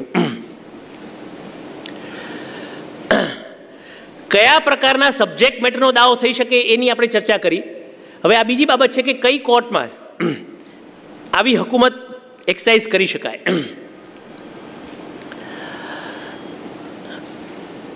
આર્બિટ્રેશન એક્ટમાં એવો પ્રશ્ન ઉપસ્થિત થયો, કારણ કે આર્બિટ્રેશન એક્ટમાં સેક્શન 9, સેક્શન 37 આ બધા જે પ્રોવિઝન્સ છે for the purpose of filing applications or appeals before the court. તો આર્બિટ્રેશન એક્ટમાં those things which are provided for is that you can file section 9 or section 34 or section 37 appeals. હવે એ બધામાં જે શબ્દો વાપરવામાં કઈ કોર્ટ સમક્ષ? તો court of A principal court of original jurisdiction in the district. એટલે એ જે અર્થઘટન થયું હતું એમાં એવું નક્કી, એમાં અંદર આર્બિટ્રેશન એક્ટ કોઈ પણ કાર્યવાહી આર્બિટ્રેશન એક્ટ નીચેની કરવાની થાય, સેક્શન 34ની કે સેક્શન 9ની, તો એ it would be only before the principal district judge and not a court below that, because the principal court of original jurisdiction in a district, not any court inferior thereto. આ arbitration એક્ટની વાત થઈ. અહીંયા જે provision દર્શાવવામાં આવ્યા એમાં આપણે જોયું તે પ્રમાણે 3 tier સિસ્ટમ્સ થઈ. પ્રશ્ન એ ઉપસ્થિત થયો કે તો પછી એવા સંજોગોમાં આ એક કોન્ફ્લિક્ટ થયો. કમર્શિયલ સૂટ હોય, કમર્શિયલ બાબતનું આર્બિટ્રેશન હોય અને એ આર્બિટ્રેશન બાબતની આવી કોઈ અરજીઓ કે અપીલો કરવાની થાય તો કઈ કોર્ટમાં કરવી? આપણે માત્ર આર્બિટ્રેશન વિશેની વાત કરી રહ્યા છીએ, આર્બિટ્રેશન એક્ટ નીચેની કાર્યવાહી વિશેની વાત કરી રહ્યા છીએ. Ultimately, again, the Gujarat High Court had to come to a conclusion that the provisions of the Arbitration Act would prevail, particularly in the subject, because arbitration is a specialized subject. It is a specialized subject. So the provisions of the Arbitration Act would prevail and will not allow the proceedings to be filed in any court inferior to the district court, either in the section 9 or section 34. And that is why, again, 2020માં જે government દ્વારા notification દ્વારા issue કરીને અલગ અલગ કોર્ટોની હુકુમતો દર્શાવવામાં આવી, એમાં હવે સ્પેસિફાઈ કરી દેવામાં આવ્યું છે કે ડિસ્ટ્રિક્ટ જજના લેવલે there would be certain assistant judges who would be appointed to act as the commercial court for the purpose of such disputes, disputes arising under the Arbitration Act. Because then it is not something inferior to the setup of district, particularly for the purpose of arbitration. એટલે બીજી વસ્તુની clarity આવી કે કઈ court સમક્ષ જઈને આપણે કઈ કોર્ટને આવી માં જઈને આપણે આવો દાવો દાખલ કરી શકીએ અને કઈ કોર્ટમાં અપીલ દાખલ કરી શકીએ. આ બીજી બાબત થઈ. ત્રીજો મહત્વનો સુધારો જે આ 2018માં કરવામાં આવ્યો, એ સુધારો જે છે જેમાં સેક્શન 12A ઉમેરવામાં આવી આ કાયદામાં. 12A જે પ્રી ઇન્સ્ટિટ્યુશન મીડિયેશન એન્ડ સેટલમેન્ટનું પ્રોવિઝન લાવવામાં આવ્યું. કોઈ પણ દાવો એટલે આ પ્રોવિઝન કઈ જાતનું થયું કે કાયદો અથવા તો legislature is of the opinion in its wisdom કે ધીઝ આર કમર્શિયલ ડિસ્પ્યુટ્સ. તો શા માટે everybody, all those persons who are involved in commercial disputes are basically have one mindset કે બને ત્યાં સુધી વહેલો નિકાલ.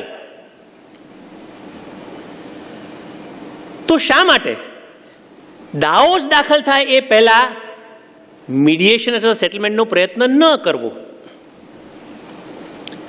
એટલે 12A કલમ 12A ઉમેરવામાં આવી, જેમાં એમ કહેવામાં આવ્યું કે દાવો દાખલ થતા પહેલા પ્રી ઇન્સ્ટિટ્યુશન મીડિયેશન કરવાની જરૂરિયાત રહેશે.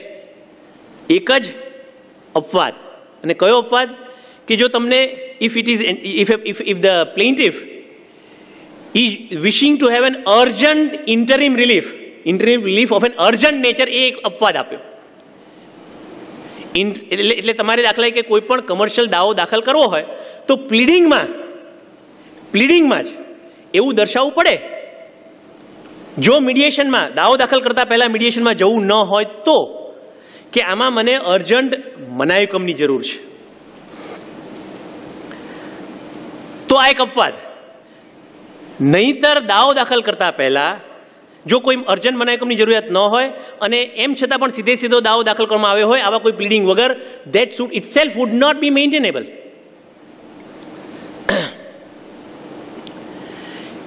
ત્રણ મહિનાનું લિમિટ આપવામાં આવી કે તે સમયમાં આ મીડિયેશન પ્રક્રિયા કરવાની સ્ટેટ લીગલ ઓથોરિટીઝ જે છે એના દ્વારા મીડિયેટર્સની પેનલ બનાવવામાં આવી અને એના દ્વારા આ મીડિયેટર પાસે જઈને જે રજૂઆત જે દાવા અરજીમાં જે રજૂઆત કરવાના હોય એ જ પ્રકારની રજૂઆત ત્યાં કરીને બને ત્યાં સુધી સેટલમેન્ટનો પ્રયત્ન કરવો 3 મહિનાની અંદર.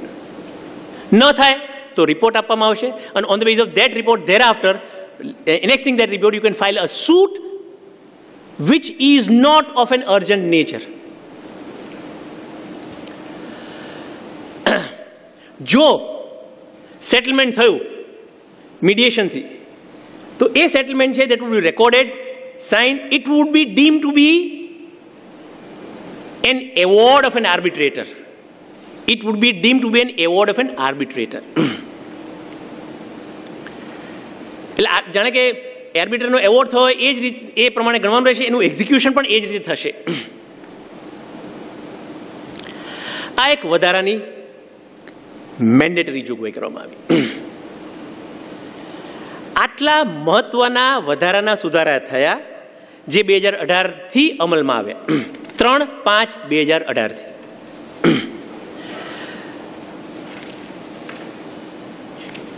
બાકી મૂળ કાયદો 2015નો જે હતો એમને એમ રહ્યો. હવે અમુક, because these are all which was something going to the jurisdiction. કલમ 16માં એમ કહેવામાં આવ્યું કે બેઝિકલી આ કાયદો છે નો, આ આખો કાયદો એ દીવાની કાર્યવાહીનો કાયદો સિવિલ પ્રોસિજર કોડને એમેન્ડ કરવા બાબતનો, particularly in connection with commercial suits. એટલે દીવાની કાર્યવાહીનો કાયદો તો અમલમાં રહે છે જ, દીવાની કાર્યવાહીનો કાયદો અમલમાં રહે છે with those changes which are made in the schedule which is embedded two this commercial court act. આની નીચે જે પરિશિષ્ટ આપવામાં આવ્યું એ પરિશિષ્ટમાં જેટલા સુધારાઓ દીવાની કાર્યવાહીના કાયદામાં સૂચવવામાં આવ્યા એટલા પૂરતો દીવાની કાર્યવાહીનો કાયદો કમર્શિયલ કોર્ટ એક્ટમાં સુધારેલો લાગુ પડશે. બાકીની જોગવાઈઓ એમની એમ. એટલે now then comes as regard those procedural aspects.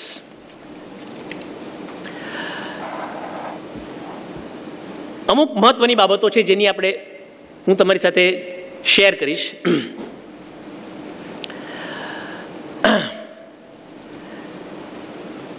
એક, પ્લીડિંગ્સ.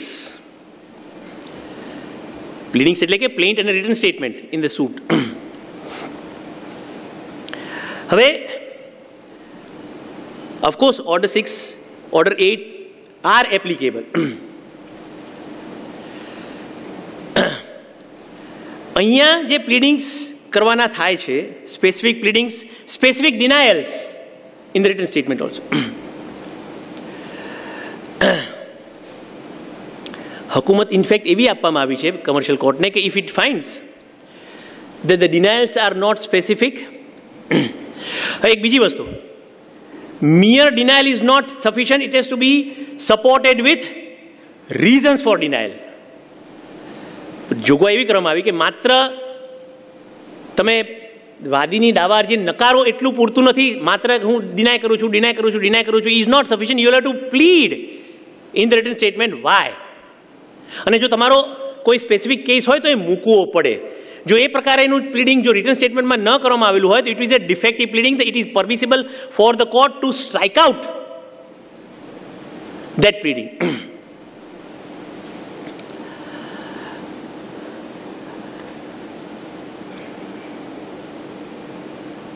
અલગ અલગ આખા જે તબક્કાઓ છે for the trial of the suit, અલગ અલગ તબક્કાઓમાં અલગ અલગ સમય મર્યાદાઓ નક્કી કરવામાં આવી for the purpose of ultimately expeditious disposal of the suit.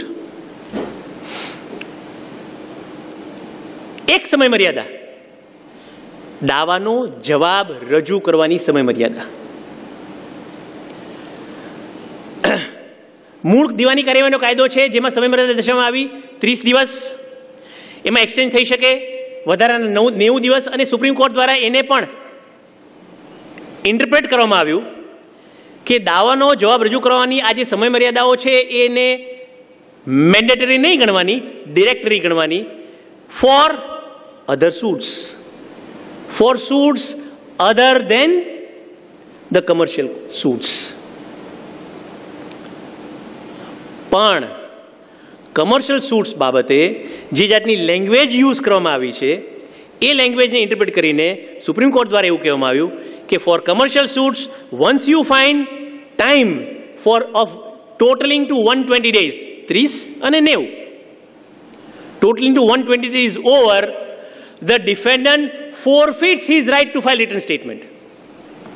એનો જે દાવાનો જવાબ રજૂ કરવાનો જેનો અધિકાર છે એ જતો રહે છે. કોર્ટને પણ કોઈ જ સત્તા નથી આ સમય મર્યાદામાં વધારો કરવાની. This is a major thing in the commercial court act. એટલે the parties have to be very cautious upon service of summons. The defendant will have to be very cautious not to miss this time limit, otherwise there will not be any right to file written statement. એ જે ચુકાદો છે જે supreme court દ્વારા આપવામાં આવ્યો, એ ચુકાદો આપવામાં આવ્યો એ રિપોર્ટ થયો છે. I can just share with that is AIR 2019 Supreme Court, page 2691.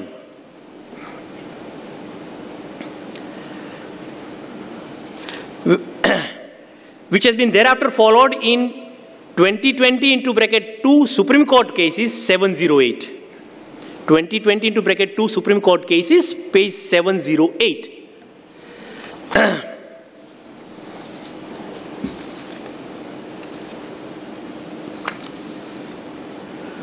Distinguish કર્યું સુપ્રીમ કોર્ટ દ્વારા time limit for other suits, time limit for commercial suits. આ એક બાબત થઈ. બીજી બાબત, હું માત્ર અમુક ફ્રીક્વન્ટલી અરાઇઝ થતા પ્રોસિજરલ ક્વેશ્ચન્સની ચર્ચા કરી રહ્યો છું.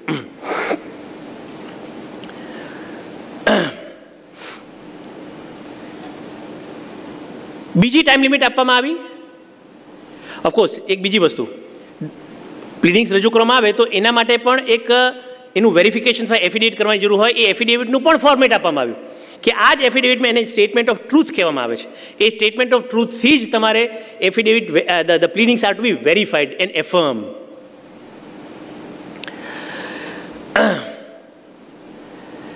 જે વેરિફિકેશન અથવા affirmation not only would be in respect of the pleadings or statement made in the pleadings, but also the documents which are attached along with the plaint. કે આ સાચા ખરા ડોક્યુમેન્ટ્સ છે જે અટેચ કરવામાં આવે, એનું પણ વેરિફિકેશન, એનું પણ affidavit at the time of pleading itself.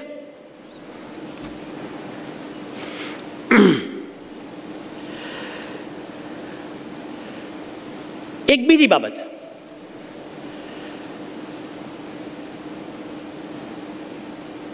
Provision એવો કરવામાં આવ્યો કે જ્યારે તમે પ્લીડિંગ રજૂ કરો એની સાથે સાથે you have to produce all your documents along with their photocopies in a list.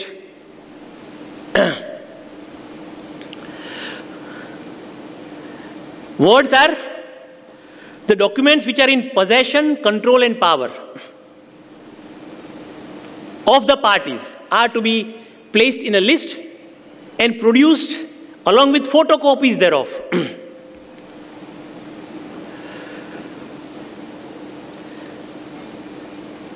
ઘણી વાર આવા પ્રશ્નો ઉપસ્થિત થાય છે કે જો ન રજૂ કર્યા હોય તો શું?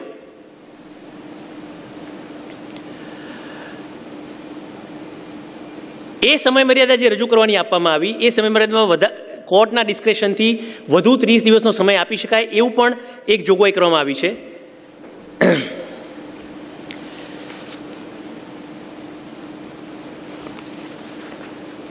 હવે આ પ્રશ્ન જ્યારે ઉપસ્થિત થયો ત્યારે સુપ્રીમ કોર્ટ દ્વારા વેરી રિસન્ટલી આ પ્રશ્નનો ઉત્તર આપવામાં આવ્યો. બે ભાગ પાડવામાં આવ્યા. Documents which are in fact at the time of filing the pleadings, the documents which are in fact in possession, control or power of the party. And at the time of filing the pleadings, certain documents are still not in possession or control of the party.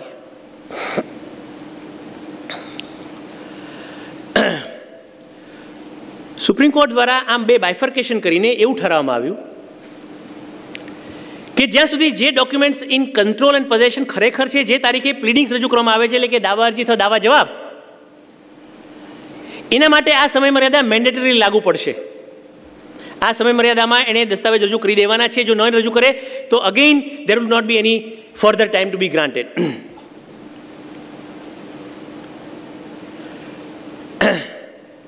પણ જે document વાદી અથવા પ્રતિવાદી એમ કહેતા હોય કે જે તારીખે એ પોતાના pleading રજૂ કરી રહ્યો છે ત્યારે એના કબજામાં નથી, એના કંટ્રોલમાં નથી, એ જાણે છે, પણ it is yet not actually on his hand, then those stringent provisions do not apply. For those time limit.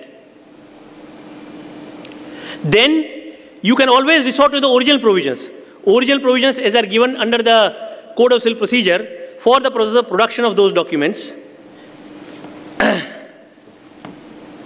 even subsequently.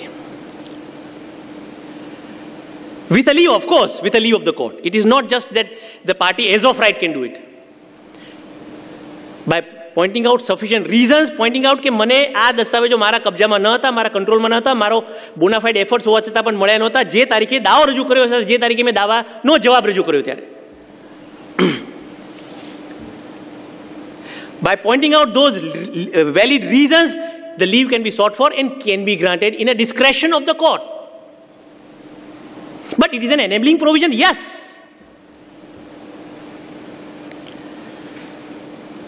આ જાતનું બાયફર્કેશન કરીને સુપ્રીમ કોર્ટ દ્વારા very recently that judgment is referred to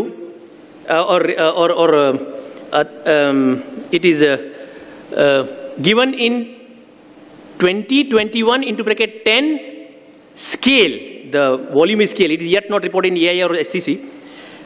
2021-10 scale, page 719. એના પાર્ટીઝના નામ છે સુશીલ કુમાર વિરુદ્ધ વિજય કુમાર. એમાં આ જજમેન્ટ રિફર કરવામાં આવેલું છે. એટલે આ પ્રોડક્શન ઓફ ડોક્યુમેન્ટ્સની વાત થઈ. ટ્રાયલ આગળ ચાલે. હવે અહીંયા during the course of trial મેં આપને કહ્યું તે પ્રમાણે અનેક પ્રકારના ટાઈમ લિમિટ્સ પ્રિસ્ક્રાઇબ કરવામાં આવી, જેમાં basically case management system adopt કરવાની વાત કરવામાં આવી, કે જેમાં પ્રોડક્શન ઓફ ડોક્યુમેન્ટ થાય, એડમિશન ડિનાયલ ડોક્યુમેન્ટ થાય. This is again a new thing which is not there in the routine trials. Admission denial of documents. When the documents are produced along with the parties would be required to admit or deny.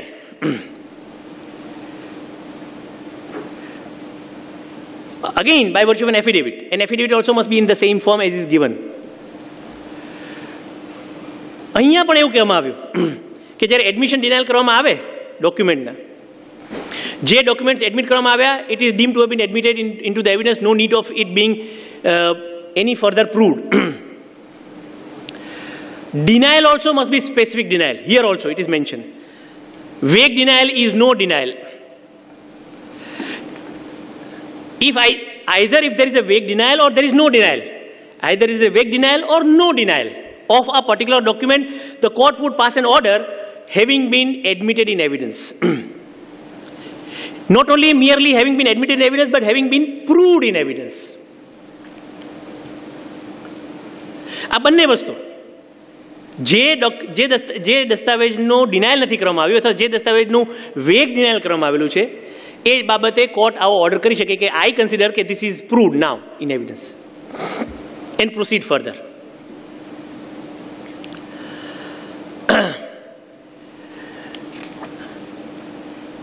If the court is of the opinion that there is a dispute, there is a denial, something is required to be proved, then comes the question of leading evidence. હવે તબક્કો આવે છે ટ્રાયલનો અને evidence lead કરવાનો.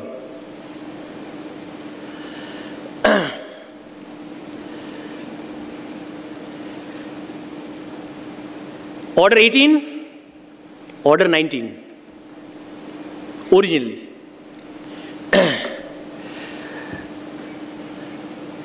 Order 18 માં પણ બે પ્રકારના સુધારા થયા.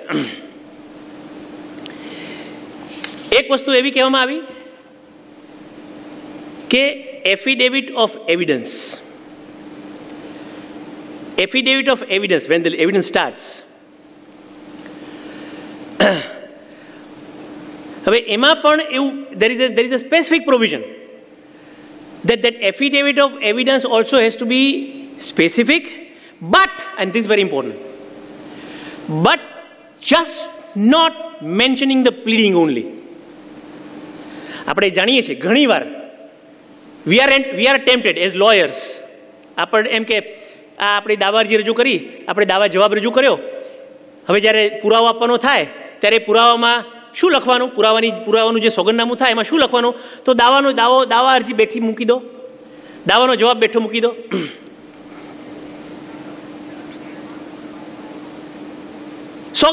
હું સોગંદ ઉપર જાહેર કરું છું કે આવું, not that we are at fault, પણ આવું એમ કે આવું પ્રોસિજર એઝ ઇફ કે આવું થઈ શકતું હોય, એટલે બધા ઘણા કરતા જોવા મળે છે, which is not in fact right thing which we know.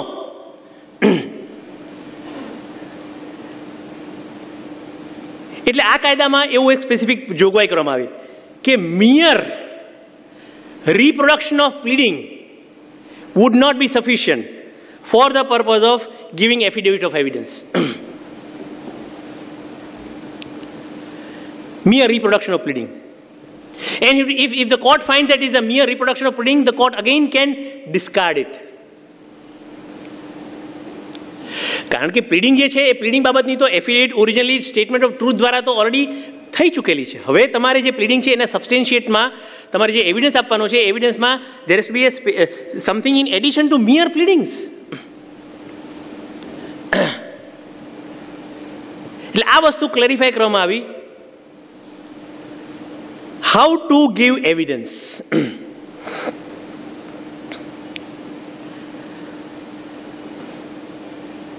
આ તબક્કે એક બીજી વાત પણ દર્શાવવામાં આવી કે જે નોર્મલ ટ્રાયલમાં નથી હોતું, જે અહીંયા દર્શાવવામાં આવ્યું કે even after the trial of leading of evidence is over, there is again a mandate of giving written submissions.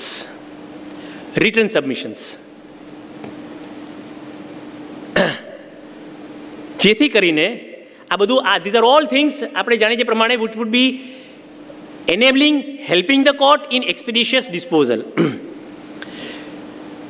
એટલે રિટર્ન સબમિશનની જે જોગવાઈ કરવામાં આવી એને પણ મેન્ડેટરી બનાવવામાં આવી,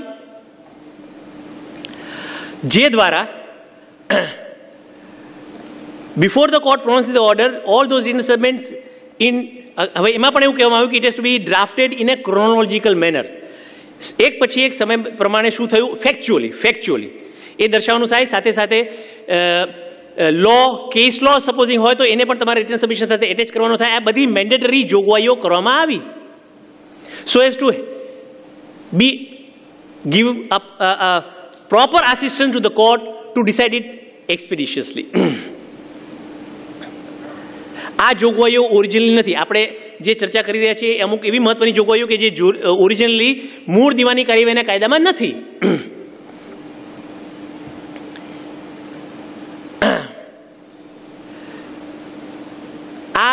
આખો અને અલ્ટિમેટલી છેલ્લી બાબત એવી કહેવામાં આવી કે કોઈ પણ જજમેન્ટ આર્ગ્યુમેન્ટ્સ પૂરા થાય, આર્ગ્યુમેન્ટ માટે પણ કોર્ટને એવી સત્તા છે કે એનો ટાઈમ લિમિટ રિસ્ટ્રિક્ટ કરી શકે. Over and about return submissions તમામ કાર્યવાહી પૂરી થાય ટ્રાયલની અને જજમેન્ટ એમાં પણ ટાઈમ લિમિટ આપવામાં આવી કે તમામ દલીલો અને હિયરિંગ્સ પૂરું થઈ ગયા પછી 90 દિવસમાં ચુકાદો આપવાનો રહેશે. અને એ ચુકાદાની કોપીઓ, સર્ટિફાઈડ કોપીઓ માગવાની પણ જરૂરિયાત નથી. It is the courts are duty bound to provide to all the litigants the copies of the judgments. These are certain additional important provisions. There are various other provisions also additionally by virtue of an amendment in the Civil Procedure Code. આ તબક્કે એક છેલ્લી અને વધારાની વાત કે આ બધે તો પ્રોસિજરલ આસ્પેક્ટમાં એમેન્ડમેન્ટ્સ થયા, ઉપરાંત એક વધારાની જોગવાઈ એડ કરવામાં આવી કે જેમાં ઓર્ડર 13A ઉમેરવામાં આવ્યો સિવિલ પ્રોસિજર કોડમાં ઓર્ડર 13A ઉમેરવામાં આવ્યો. જેવી રીતે આપણે ઓરિજિનલી સિવિલ પ્રોસિજર કોડમાં ઓર્ડર 37 છે for summary trial in respect of specified types of cases, liquidated damages વગેરે વગેરે. એવી જ રીતે આવી એક સમરી જજમેન્ટ માટેનો એક આખો ચેપ્ટર ઉમેરવામાં આવ્યો. હવે આ સમરી ટ્રાયલ જેવું નથી કે જે માત્ર આવા મોનિટરી સૂટ્સમાં લાગુ પડે અથવા લિક્વિડેટેડ ડેમેજીસના સૂટ્સમાં લાગુ પડે. આ તો કમર્શિયલ સૂટ છે. કમર્શિયલ સૂટમાં ડિફાઇન કરવામાં આવ્યું છે એને લાગુ પડે છે.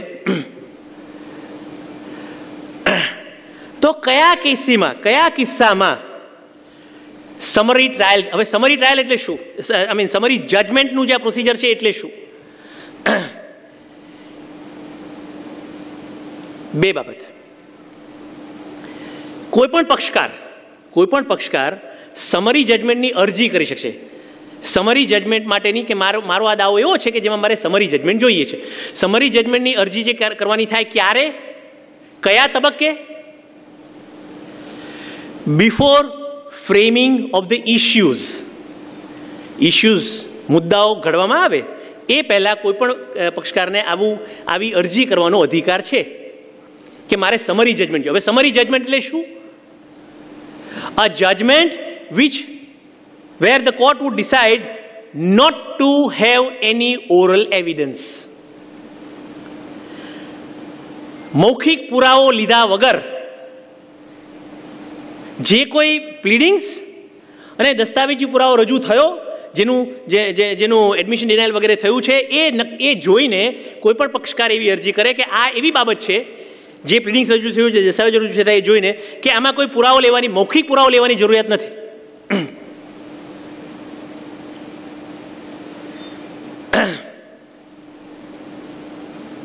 અલ્ટિમેટલી એ કોર્ટે નક્કી કરવાનું છે. આ અરજી કરવામાં આવે છે તો અરજીમાં અરજદારે એવું ગ્રાઉન્ડ આપવું પડે કે કયા સંજોગોમાં, એવા કયા સંજોગો છે કે જેમાં આવો સમરી જજમેન્ટ થઈ શકશે. આ દાવામાં એવા સંજોગો વર્તાય છે કે એટલે જેથી કરીને સમરી જજમેન્ટ આપી શકાશે. તો એ કયો સંજોગ? That is very important. એ જે બાબત દર્શાવવામાં આવી એ ઓર્ડર 13A ના રૂલ 3માં દર્શાવવામાં આવી કે આવો ગ્રાઉન્ડ તમારે એસ્ટાબ્લિશ કરવો પડે.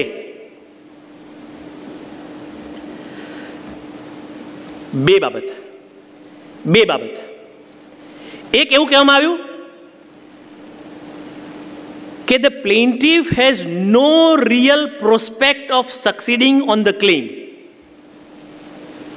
Plaintiff has no real prospect of succeeding in the claim. આ વાદીની વાત આવી એટલે કે પ્રતિવાદી એવું કહે છે. આમાં અરજી કોણ કરે છે? પ્રતિવાદી અરજી કરે છે એવું કહીને, એવું એસ્ટાબ્લિશ કરે પોતાની અરજીમાં કે જે પ્લીડિંગ્સ રજૂ થયા છે, જે દસ્તાવેજો રજૂ થયા છે, જે દસ્તાવેજો બાબતના એડમિશન ડિનાયલ થયા છે, એને ધ્યાનમાં રાખીને પ્લેન્ટિફને has no real prospect of succeeding, એ ધ્યાનમાં રાખીને એવું બેઝિકલી જણાય છે કે વાદીનો દાવો સફળ થવાને પાત્ર નથી.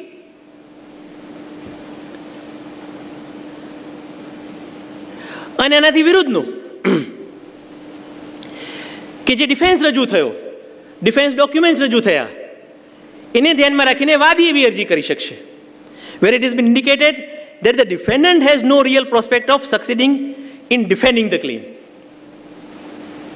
એવું વાદી એસ્ટાબ્લિશ કરવાનું છે પોતાની અરજીમાં કે આ બધી બાબતો એવી છે કે જેમાં ઓરલ એવિડન્સની જરૂર નથી. આ જુઓ એનું ડિફેન્સ જુઓ, આ જુઓ એના દસ્તાવેજો જુઓ, અને આ જુઓ કે એના પોતાના ડિનાયલ.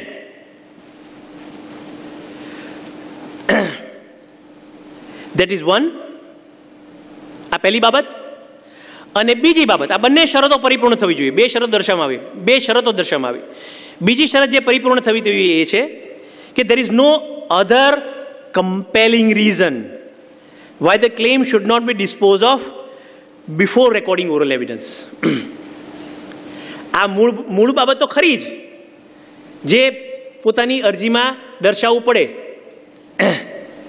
કે વાદીને સફળ થવાના ચાન્સ નથી કે પ્રતિવાદીના ડિફેન્સમાં કોઈ તથ્ય નથી. આ મૂળ બાબત તો ખરી જ, પણ આ મૂળ બાબત ઉપરાંત પણ આ એક વધારાનું પેરામીટર કે આ મૂળ બાબત ઉપરાંત પણ કોર્ટને એવું લાગે કે ઓલરાઈટ આવી બાબત છે, એમ છતાં પણ એવા અમુક અપવાદરૂપ સંજોગો છે કે જેને ધ્યાનમાં લઈને આ જે દાદ માગવામાં આવી છે, જે પ્રકારની દાદ માગવામાં આવી છે, એ દાદ મંજૂર કરવી હોય તો મારે ઓરલ એવિડન્સ લેવાની જરૂરિયાત છે. મને કોર્ટને એવું લાગે છે. તો આ પહેલી શરત પૂરી થતી હોય એમ છતાં પણ કોર્ટ આવું સમરી જજમેન્ટ આપવાની ના પાડી શકશે.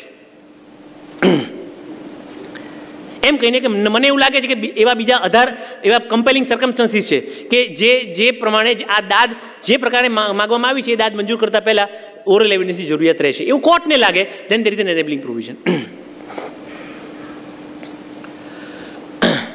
પણ જો ન હોય તો then there will be summary judgment without recording oral evidence only on the basis of this, and therefore that stage, એ જે તબક્કો છે ઓરલ એવિડન્સનો તબક્કો, that also would be saved in conducting the matter. These are some of the important procedural provisions. આવા બીજા ઘણા છે minors, but these are important provisions which I have tried to be highlighting to you. છેલ્લી એક કે બે વસ્તુ, and then we will conclude because it is already more than what is a time which we expected of me.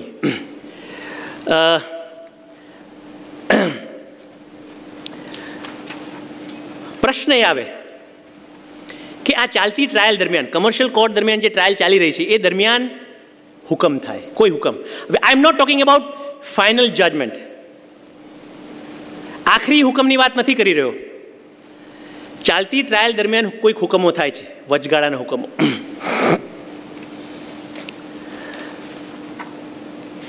કલમ 8, આ કાયદાની કલમ 8 એવું કહે છે કે આવા કોઈ પણ ઇન્ટરલોક્યુટરી ઓર્ડર હોય, ઇન્ટરલોક્યુટરી ઓર્ડર જેને કહેવામાં આવે છે, એવા ઇન્ટરલોક્યુટરી ઓર્ડરને પડકારવા માટે કોઈ પણ જાતની રિવિઝન એપ્લિકેશન કે પિટિશન હાઈકોર્ટમાં થઈ શકશે નહીં.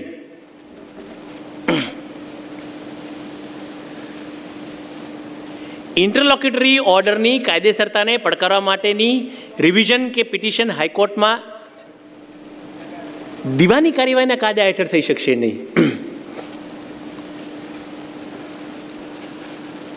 અને જો એવા ઇન્ટરલોક્યુટર, એટલે એનો અર્થ એવો નથી કે સપોઝ ખોટો ઓર્ડર હોય, it would remain to be a wrong order which cannot be challenged for any time, for all times to come. પણ રેમેડી આ કાયદામાં આપવામાં એટલી જ કે જ્યારે તમે આખરી હુકમ કે હુકમનામું થાય ત્યારે તમે જ્યારે એને પડકારો તો એ પડકારતી વખતે એ હુકમની કાયદેસરતાને પણ તમે પડકારી શકશો. Not at the stage not at the stage when the order is passed, but at the end of the trial it would be open for a party to challenge that order, indicating that it is because of this order that the final verdict is vulnerable. આખરી ચુકાદો જે આવ્યો છે એ ખોટો છે. શા માટે? કારણ કે જે વચગાળાનો હુકમ થયો હતો એ જ ખોટો હતો, એને આધારે પ્રોસિડિંગ્સ આગળ ચાલ્યા, અને એને આધારે જે પ્રોસિડિંગ આગળ ચાલ્યા એને કારણે આખરી ચુકાદો પણ ખોટો આવ્યો છે. That is permissible. પણ આ કલમ 8નું અર્થઘટન કરતી વખતે ગુજરાત હાઈકોર્ટે એક વસ્તુ ક્લિયર કરી કે હા, આ કાયદા હેઠળ કે દીવાની કાર્યવાહીના કાયદા હેઠળ તમને કોઈ બીજી વધારાની રેમેડી, રિવિઝન એપ્લિકેશન કે પિટિશન કરવાની નથી. પણ એનો અર્થ એવો નથી કે જે બંધારણીય જોગવાઈઓ છે એનાથી એને આ કાયદો કોઈ પણ રીતે અસર કરશે. What does it mean? આ કાયદામાં ભલે આવો પ્રતિબંધ આપવામાં આવ્યો છે કલમ 8માં, પણ એમ છતાં પણ જે બંધારણીય જોગવાઈઓ, જે આર્ટિકલ 227ની જોગવાઈઓ છે, supervisory jurisdiction of the high court under the constitution, એ જોગવાઈઓ ઇન્ટેક રહે છે. એટલે એક્સ્ટ્રાઓર્ડિનરી સર્કમસ્ટન્સીસ હોય તો તમે બંધારણીય જોગવાઈઓ હેઠળ એવા ઇન્ટરલોક્યુટરી ઓર્ડરની કાયદેસરતાને પડકારતી રીટ પિટિશન કરી શકશો. Of course extraordinary, not routine manner. કારણ કે એક ઇન્ડિકેશન તો આપી દીધું કલમ 8માં કે બને ત્યાં સુધી વચગાળાના ઓર્ડરને પડકારતી પિટિશનો કરવી નહીં.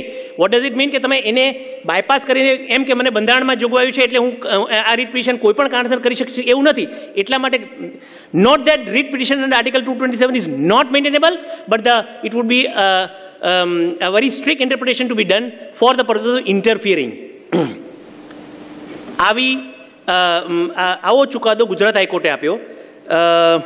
એ એક અનરિપોર્ટેડ જજમેન્ટ છે, જસ્ટ ફોર નોટિંગ ડાઉન.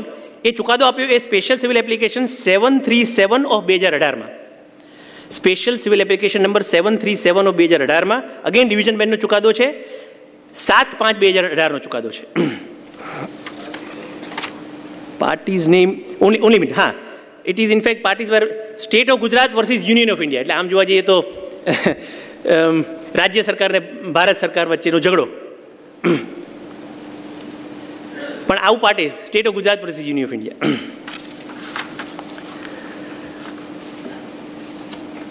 અને આ તબક્કે એક છેલ્લી વાત, અને એવી કે આ કાયદાની જે કલમ 13 છે એમાં પણ એક વસ્તુ એવી કહેવામાં આવી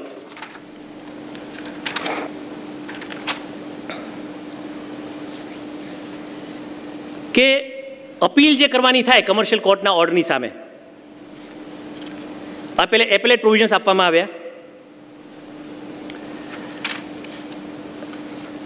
60 દિવસમાં અપીલ કરાય એટલે વળી પાછો પ્રશ્ન એ ઉપસ્થિત થયો.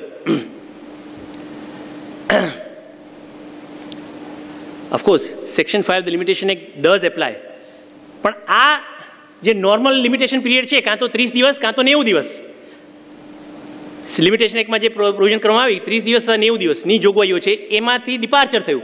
ધીસ ઇઝ વિધિન 60 ડેઝ એ પીરિયડ પ્રિસ્ક્રાઇબ કરવામાં આવ્યો.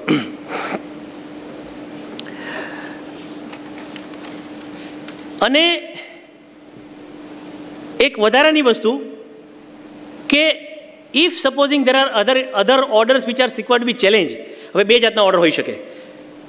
We know there are certain orders which are amenable for challenge by filing appeal from order, miscellaneous appeal જેને કહીએ છીએ આપણે, જે ઓર્ડર 43 નીચે થાય છે. ઓર્ડર 43 નીચે તે ઓર્ડર 43 અથવા તો દાખલા કે આર્બિટ્રેશન એક્ટ નીચેની પ્રોવિઝન્સ હોય એમાં ઓર્ડર 37 નીચેની અપીલો. તો એ જે જાતની અપીલો હોય એવી અપીલો ચાલુ રહેશે. જે કલમ 8માં જે બાદ આપવામાં આવ્યો કયો કે ઇન્ટરલોક્યુટરી ઓર્ડર સામેની અપીલો નહીં થઈ શકે, એનો આ એક વધારાનો અપવાદ કર્યો. કે ઇન્ટરલોક્યુટરી ઓર્ડર એટલે કે કલમ ઓર્ડર 43 અને section 37 of the arbitration act એમાં જે ઓર્ડરનો ઉલ્લેખ કરવામાં આવ્યો છે એ ઓર્ડરો સામેની મિસેલેનિયસ અપીલો થઈ શકશે એપેલેટ કોર્ટ સમક્ષ. એપેલેટ કોર્ટ એટલે કયું એપેલેટ કોર્ટ? જે એપેલેટ કોર્ટની આ કાયદા હેઠળ સ્થાપના કરવામાં આવી છે. એટલે કે કમર્શિયલ એપેલેટ કોર્ટ અથવા તો commercial division, commercial appellate division એવું થાય.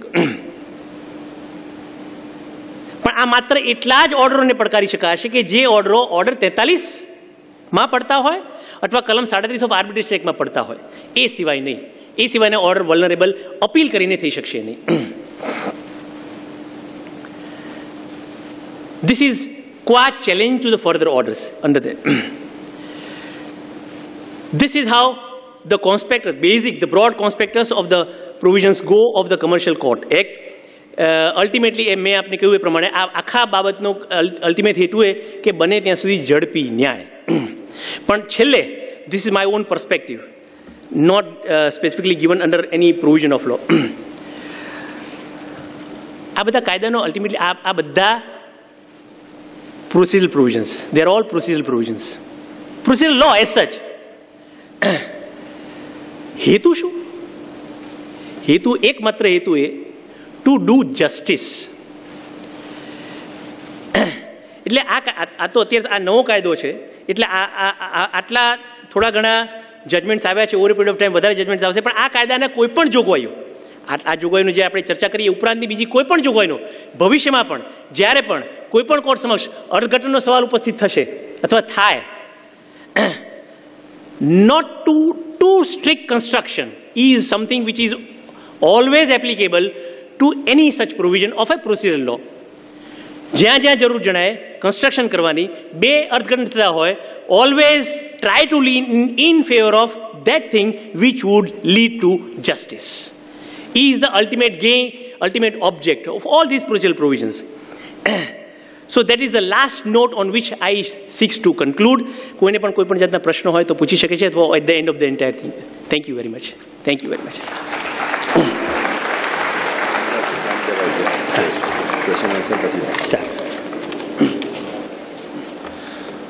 ઝડપી ન્યાય માટે કોમર્શિયલ કોર્ટ એક્ટ વિશે શ્રી મેહુલભાઈ શાહ આપે ઘણા સબ્જેક્ટ્સ, સેક્શન્સ, અપીલની જોગવાઈઓ વિશે અમને જે માહિતી આપી આપનો ખૂબ ખૂબ આભાર.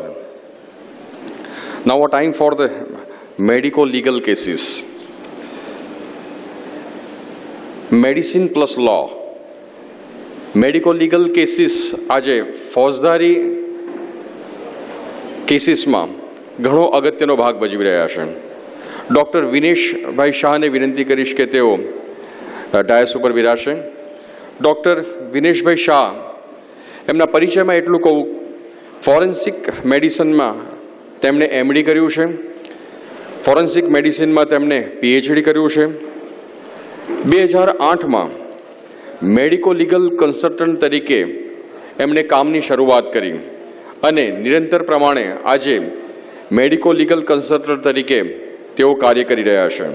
એમની બ્રાન્ચ ઓફિસ બોમ્બે, અમદાવાદ અને સુરત ખાતે આવેલી છે.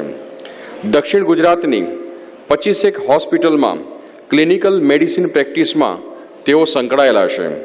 સાથે સાથે 13 જેટલા એનજીઓમાં વિવિધ પોસ્ટમાં તેઓ પોતાની સર્વિસ આપી રહ્યા છે. ડેડ બોડી કેમિકલમાં રાખવી અને એના વિશેની જે વિશેષજ્ઞતા હોય એમાં શ્રી વિનેશભાઈ શાહની સ્પેશિયલ એડવાઇસ લેવામાં આવે છે. ડૉક્ટર વિનેશભાઈ શાહને એક 10 મિનિટના વિરામ બાદ આપણે સૌ એમને સાંભળીશું.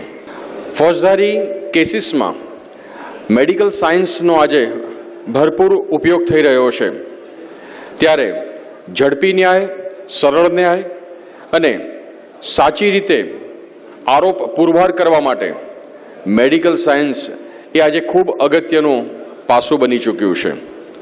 ત્યારે ડૉક્ટર વિનેશ શાહને સાંભળવા એ આપણા સૌ માટે આજે એક યાદગાર વાત છે. હું વિનંતી કરીશ ડૉક્ટર વિનેશભાઈ શાહને કે તેઓ આપણી વચ્ચે ઉપસ્થિત થાય અને તાળીઓથી આપણે એમને વધાવી લઈશું. સૌપ્રથમ સિટી એડવોકેટ્સ એસોસિએશનનો હું ખૂબ આભાર માનીશ કે they have given me opportunity to serve and to deliver the lecture on evaluation of medical evidence in law practice.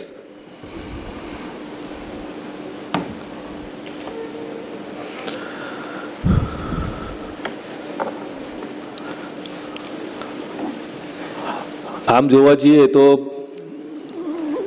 વકીલો બોલતા હોય છે અને બીજા સાંભળતા હોય છે. આજે મેં જરાક એનું પ્રૂફ પણ જોઈ લીધું કે જેવું સાહેબનું લેક્ચર પત્યું એટલે ઇન્ટરવલ પત્યું એમ ઇન્ટરવલ પડી ગયો એમ બધા ઊભા થઈ ગયા. અમારા એસોસિએશનમાં સવારથી સાંજ સુધી, ડૉક્ટર્સના એસોસિએશન સવારથી સાંજ સુધી ચાલે, દિવસમાં 10 લેક્ચર હોય છે.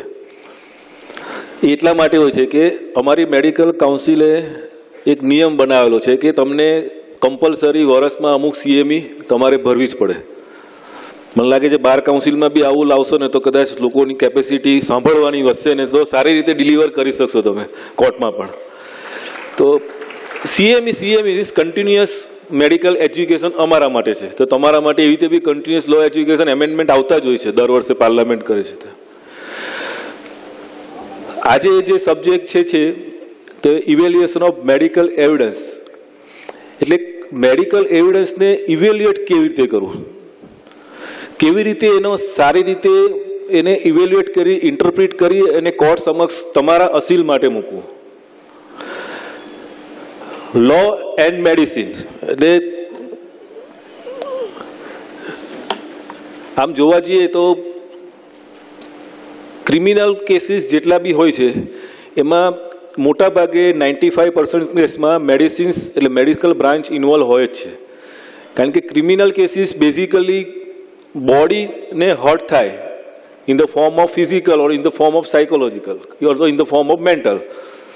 ફિઝિકલી, મેન્ટલી કે સાયકોલોજીકલી જ્યારે બોડીને હર્ટ કોઈ દ્વારા કરવામાં આવે ત્યારે ક્રિમિનલ કેસ બને. આ સાદી ભાષામાં અમે સમજીએ છીએ અને તમારામાં આ જ ભાષા હશે ને that's why medical evidence comes into the matter.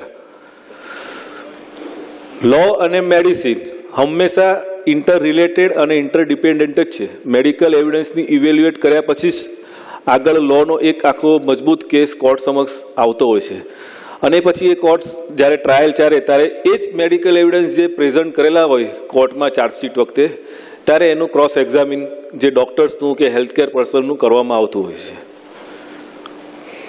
આજે જે હું વાત કહેવા જઈ રહ્યો છું કે કેવી રીતે મેડિકલ એવિડન્સને ઇવેલ્યુએટ કરવું, હું ઘણા કેસમાં હું વિટનેસ બોક્સ તરીકે આપણી જુબાની આપવા જતો હું છું એઝ એ વિટનેસ. અને ઘણા એડવોકેટ્સ એવા પણ છે કે they have enough knowledge of medical science, જેને સારું એવું નોલેજ હોય છે, they can cross examine the doctor nicely. હું એવું નથી કહેતો કે બીજા એડવોકેટ્સમાં એવું નથી, પણ હું એટલું કહેવા માગું છું કે ઘણીવાર મને એવું લાગે છે કે એડવોકેટે આ ક્વેશ્ચન પૂછવો જોઈતો હતો પણ નથી પૂછી શક્યા. કારણ શું? Lack of knowledge of medical science. આ મેડિકલ નોલેજ આમ જોવા જઈશું ને તો એટલા મોટા મોટા થોથા હશે તો તમે નહીં પડી શકો. આજે 40-50 વર્ષ પહેલાં એવું હતું કે મેડિકલ સાયન્સના સબ્જેક્ટો ઘણા હતા પણ પછી એક ફોરેન્સિક મેડિસિનની એક બ્રાન્ચ આવી. ફોરેન્સિક મેડિસિન એવી કોઈ બ્રાન્ચ સ્પેસિફિક ન હતી, એ પેથોલોજીની બ્રાન્ચમાં આવી જતું હતું. પછી એ ફોરેન્સિક મેડિસિન બ્રાન્ચ એટલા માટે આવી કે ધીરે ધીરે ક્રાઇમ્સ વધતા ગયા, મેડિકલ એવિડન્સનું ઇમ્પોર્ટન્સ વધતું ગયું, એટલે એને એક specialise branch forensic medicine that is medico legal branch તે અસ્તિત્વમાં આવી. અને એ ફોરેન્સિક મેડિસિન MBBSની ડિગ્રી બાદ MD ફોરેન્સિક મેડિસિન કહેવાય છે. તે પોસ્ટ ગ્રેજ્યુએશન, જેવી રીતે ઓર્થોપેડિકમાં અને ગાયનેકમાં પોસ્ટ ગ્રેજ્યુએશન થાય તેવી રીતે અમે બી MD ફોરેન્સિક મેડિસિન થાય. આ અમે અત્યારે તબક્કે એટલા માટે કહેવા માગું છું કે મોટાભાગના એડવોકેટ્સને એવું છે કે ફોરેન્સિક એટલે ફિંગરપ્રિન્ટિંગ, હેન્ડરાઇટિંગ અને આ બધું જ આવે. બે વસ્તુ છે, ફોરેન્સિક મેડિસિન અને forensic science. Both are different thing. Forensic medicine જે અમે કરેલું છે તે MBBS, જેને અમે ડૉક્ટર બનવા ગયા પછી હમણાં કીધું ને કોઈએ કે જીવતાના બદલે મરેલાના ડૉક્ટર બની ગયા કે ડેડ બોડીના ડૉક્ટર બની ગયા, that is MD forensic medicine. અને ફોરેન્સિક સાયન્સ એ છે કે ગુજરાત ગાંધીનગરમાં જે યુનિવર્સિટી ચાલે છે ફોરેન્સિક સાયન્સ યુનિવર્સિટી, જે BSc MSc કોર્સ છે, જેમાં fingerprinting, handwriting, digital forensics, voice spectrography આ પ્રકારના કાર્ય થતા હોય છે. અને કેમિકલ એનાલિસિસ જે ફોરેન્સિક સાયન્સ લેબોરેટરી છે, એટલે ફોરેન્સિક સાયન્સ લેબોરેટરીમાં જે માણસ જે ટેસ્ટિંગ કરતા છે તે ફોરેન્સિક સાયન્સમાં નિષ્ણાંત છે, નહીં કે ફોરેન્સિક મેડિસિનમાં. તેઓ MSc કરીને ફોરેન્સિક સાયન્સની ડિગ્રી મેળવેલી છે, એટલા માટે એ લોકો એ કામ કરી રહ્યા છે. મેઇનલી ફોરેન્સિક મેડિસિનનું કામ બોડી સાથેનું ડીલ કરવાનું છે. જ્યારે બી માણસ એક્સપાયર થઈ જાય તો એનું પોસ્ટમોર્ટમ, અનનેચરલ ડેથ હોય, મર્ડર હોય, સુસાઇડ હોય, ત્યારે જે પોસ્ટમોર્ટમ થાય છે તે ફોરેન્સિક મેડિસિનવાળા કરે છે. કોઈ ઇન્જર્ડ પર્સન થાય છે, લિવિંગ પર્સન છે, હોસ્પિટલમાં દાખલ થાય છે, ત્યારે તેને ઇન્જરીનો રિપોર્ટ જે ઇવેલ્યુએશન કરવાનો હોય છે તે ફોરેન્સિક મેડિસિનવાળા કરે છે. તો these are the basic difference between forensic medicine and forensic science. Now come to the point, different law and medicine. Then now these are the list of medical evidences. These are the few, there are so many. Sickness or fitness certificate. Usually these are the frequent certificate that is produced in the court of law. Even કદાચ defence lawyer બી આજે મારે argument નથી કરતો તો સિક સર્ટી આપી દેતા હોય છે કે ભાઈ આજે હું સિક છું. તો ધીસ ઇઝ ફ્રીક્વન્ટલી યુઝ. હવે આગળ એની ઓથેન્ટિસિટી કેટલી છે નથી એ કોર્ટે નક્કી કરવાનું હોય છે. ઘણીવાર કોર્ટમાં હાજર ન રહેવા માટે બી સિકનેસ સર્ટિફિકેટ આપતા હોય છે. તો first to look out is કે આ જે સિકનેસ સર્ટિફિકેટ આપેલું છે તે ખરેખર એની ઇલનેસ માટે આપેલું છે કે નથી આપેલું. ઘણીવાર સર્ટિફિકેટ એવા કેસો બી થયેલા હોય છે કે આરોપી પોતાની જાતે જ પ્રોડ્યુસ કરી દેતા હોય છે. ડોક્ટર્સના લેટર હેડ લઈ અને એ લેટર હેડનો દુરુપયોગ કરીને સર્ટિફિકેટ જમા કરવાવાળા કેસ બી થયેલા છે. તો first thing is V have two authenticate કે ભાઈ આ સર્ટિફિકેટ ઓથેન્ટિકેટ છે કે નહીં. એના પરથી આપણે આગળ નક્કી થાય કે this man was really sick or not.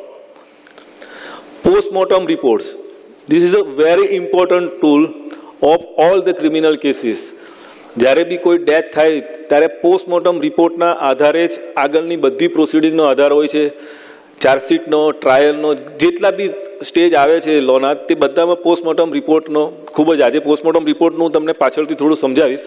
પણ this are the medical evidences, medico legal certificate, injury certificate, death certificate, indoor case paper. Lastly હું મારા બધા જ ડૉક્ટરને કહું છું, ઘણા ડૉક્ટર્સને એવું છે કે હું કંઈ સર્ટિફિકેટ આપવું તો જ કોર્ટમાં પ્રેઝન્ટ થાય, પણ એવું હોતું નથી. તમે સિમ્પલ તમે લખીને બી આપેલું હોય પ્રિસ્ક્રિપ્શન કે અથવા તો કંઈ પણ ફોર્મમાં, that is produce in the court of law and it consider as a evidence. એટલે ડૉક્ટર્સ કે હેલ્થ કેરે લખેલી કોઈ પણ વસ્તુ એ એવિડન્સ તરીકે કોર્ટમાં પ્રેઝન્ટ થઈ ગઈ છે અને that is considered as a medical evidence.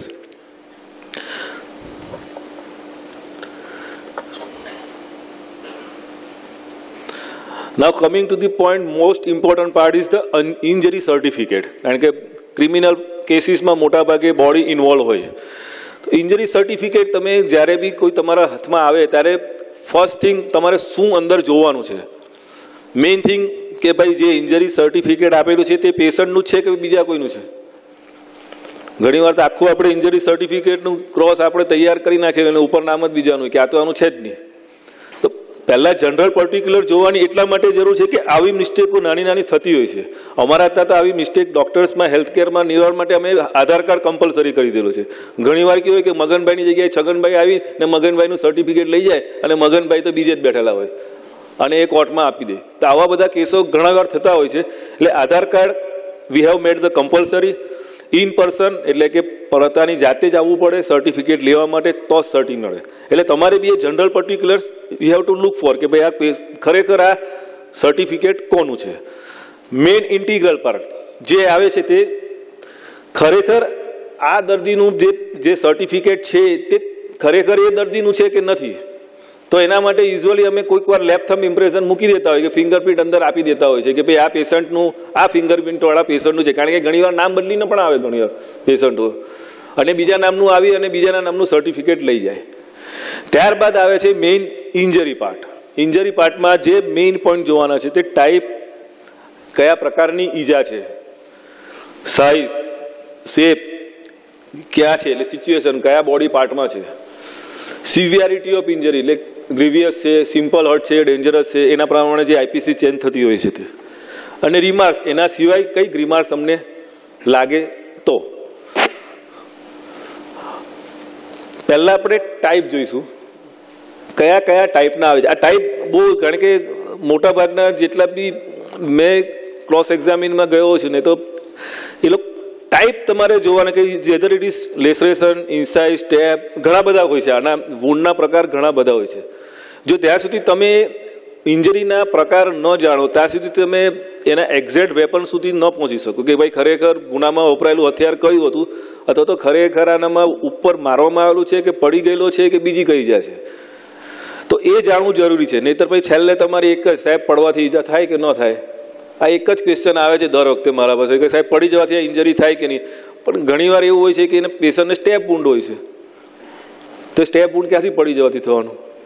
મને એકવાર એવો અનુભવ થયેલો હતો કે એક બહુ મગજ પર ન લેતા પણ એવો ક્વેશ્ચન પૂછવામાં આવ્યો કે સાહેબ કોઈ આરોપી દોડતો દોડતો હોય અને અહીંયા ભોય પર એક ચપ્પુ આમ ઉભેલું હોય તો પડી જાય કે તો આવી ઈજા થાય કે નહીં થાય.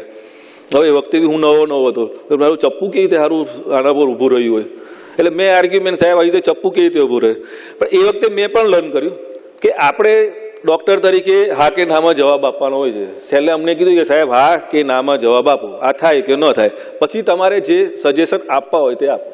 એટલે આવા ક્વેશ્ચનો ફની બી લાગે છે ઘણીવાર કે ભાઈ આવા અમને બી ફની લાગે છે, પણ એટલા માટે કે એના સિવાય સારા ક્વેશ્ચનો આપણે ક્રોસ એક્ઝામિનમાં પૂછી શકીએ છીએ જો આપણને if we have adequate knowledge of medical science. તો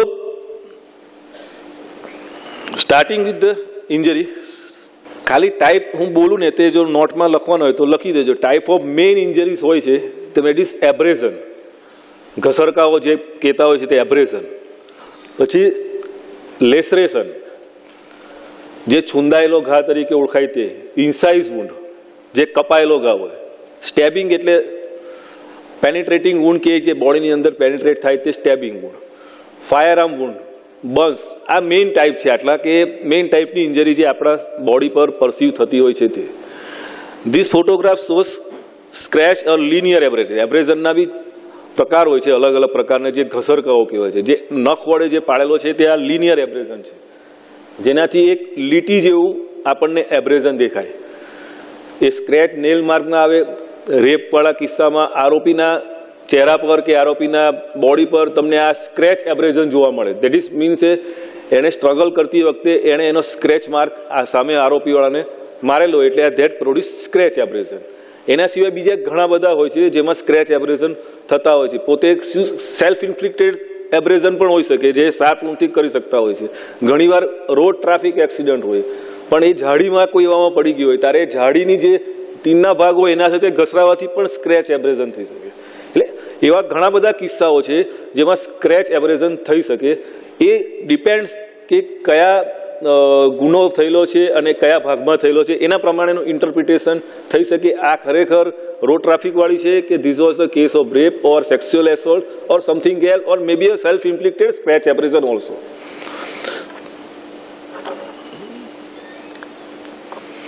these are the scratch abrasion by fingernail. તમે અમને કીધું કે જાતે જ આપણા મારીએ તો બી એ સ્ક્રેચ એબ્રેઝન આવી શકે. આજે ફોટોગ્રાફ એટલા માટે બતાવો કે તમારા મગજમાં એની ઇમ્પેક્ટ રહે. મેડિકલ સાયન્સ એવું છે કે જ્યાં સુધી જુઓ નહીં ને ત્યાં સુધી તમને સમજણ ન પડે. લોમાં કેવું છે કે તમારે વાંચવાનું છે, એમાં કોઈ ઇમેજ કે એવું આવતું નથી, એટલે અમે યુઝ્યુઅલી આને ફોટોગ્રાફ કે વિડીયોગ્રાફમાં પ્રેઝન્ટ કરતા હોય છે. તમને દેખાતા હશે સીધા લીટા. નાના છોકરાઓને બહુ જ ખજવાળ આવી ગયો, અળાઈઓ થઈ ગયો ત્યારે સ્ક્રેચ એબ્રેઝન પોતાની જાતે બી કરી લેતા હોય છે. તો at that time we have to કે ખરેખર એ સેલ્ફ ઇન્ફ્લિક્ટેડ છે કે કોઈએ મારેલા છે. એની સાઈઝ જો એ ઇઝી એસેસિબલ હોય, પોતાના હાથથી જઈ શકતું હોય તો it might be a self inflicted, otherwise કોઈએ એસોલ્ટ કરવાના ચાન્સીસ બી રહી છે. These are the graze abrasion. આગળનું જે આવતું તે લિનિયર હતું, જેમાં એક લીટી તરીકે આવતું હતું. આ ધીસ ઇઝ ધ ગ્રેઝ એબ્રેઝન. ગ્રેઝ એબ્રેઝન ક્યારે થાય કે બે રફ સરફેસ, ખરબચડી સપાટી પર ઘસાઈ જઈએ, એક્સિડન્ટ થાય એટલે નીચે રોડ ખરબચડો હોય એના પર પડી જઈએ આપણે એટલે એ ઘસાઈ જાય. તો આ ઘસાવાનો જે છે તેને ગ્રેઝ એબ્રેઝન, એટલે બે રફ સરફેસ જ્યારે પણ ઘસાય ત્યારે જે ઇન્જરી પ્રોડ્યુસ થાય એમાં ઉપરનો ભાગ જ ફાટેલો હોય, એટલે તમને પડી ગયા પછી તમે લાલ લાલ લાલ લાલ જે દેખાય છે, ફાટી નથી ગઈ હોતી ચામડી પણ ઉપરથી ઘસાઈ જાય છે. So that is graze abrasion. એ યુઝ્યુઅલી રોડ ટ્રાફિક એક્સિડન્ટમાં વધારે જોવા મળે, અથવા તો ઉપર હાઇટ પરથી ફોલ ફ્રોમ હાઇટ થયેલું હોય તો પણ આ ગ્રેઝ એબ્રેઝન થઈ શકે. ઇવન એસોલ્ટ વાળા કિસ્સામાં સમવન ડ્રેગ સમવન, કોઈને ખેંચીને લઈ જતા હોય ત્યારે બી નીચેના ભાગમાં ગ્રેઝ એબ્રેઝન આવી શકે છે. In all that cases graze abrasion can be produce.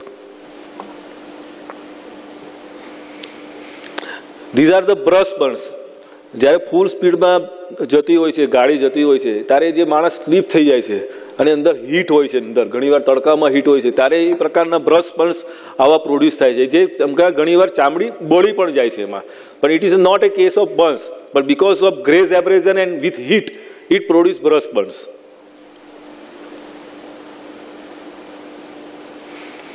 Teeth bite mark in the form of pressure abrasion. Bite mark કરવામાં આવે ત્યારે એના બાઇટ, એનિમલ બાઇટ પણ હોઈ શકે, હ્યુમન બાઇટ પણ હોઈ શકે. હ્યુમન બાઇટ, એનિમલ બાઇટ્સનું ડિસ્ટિંગ્વિશન હોય છે, જે અમે કરતા હોય છે કે this is animal bite or this was human bite. According to we can find કે ભાઈ આ ખરેખર બાઇટ હ્યુમન્સના છે. તમને રેપવાળા કેસમાં કે અથવા તો કોઈ પણ એવા એસોલ્ટવાળા કેસમાં બાઇટ માર્ક્સ તમને જોવા મળી શકે છે બોડી પર.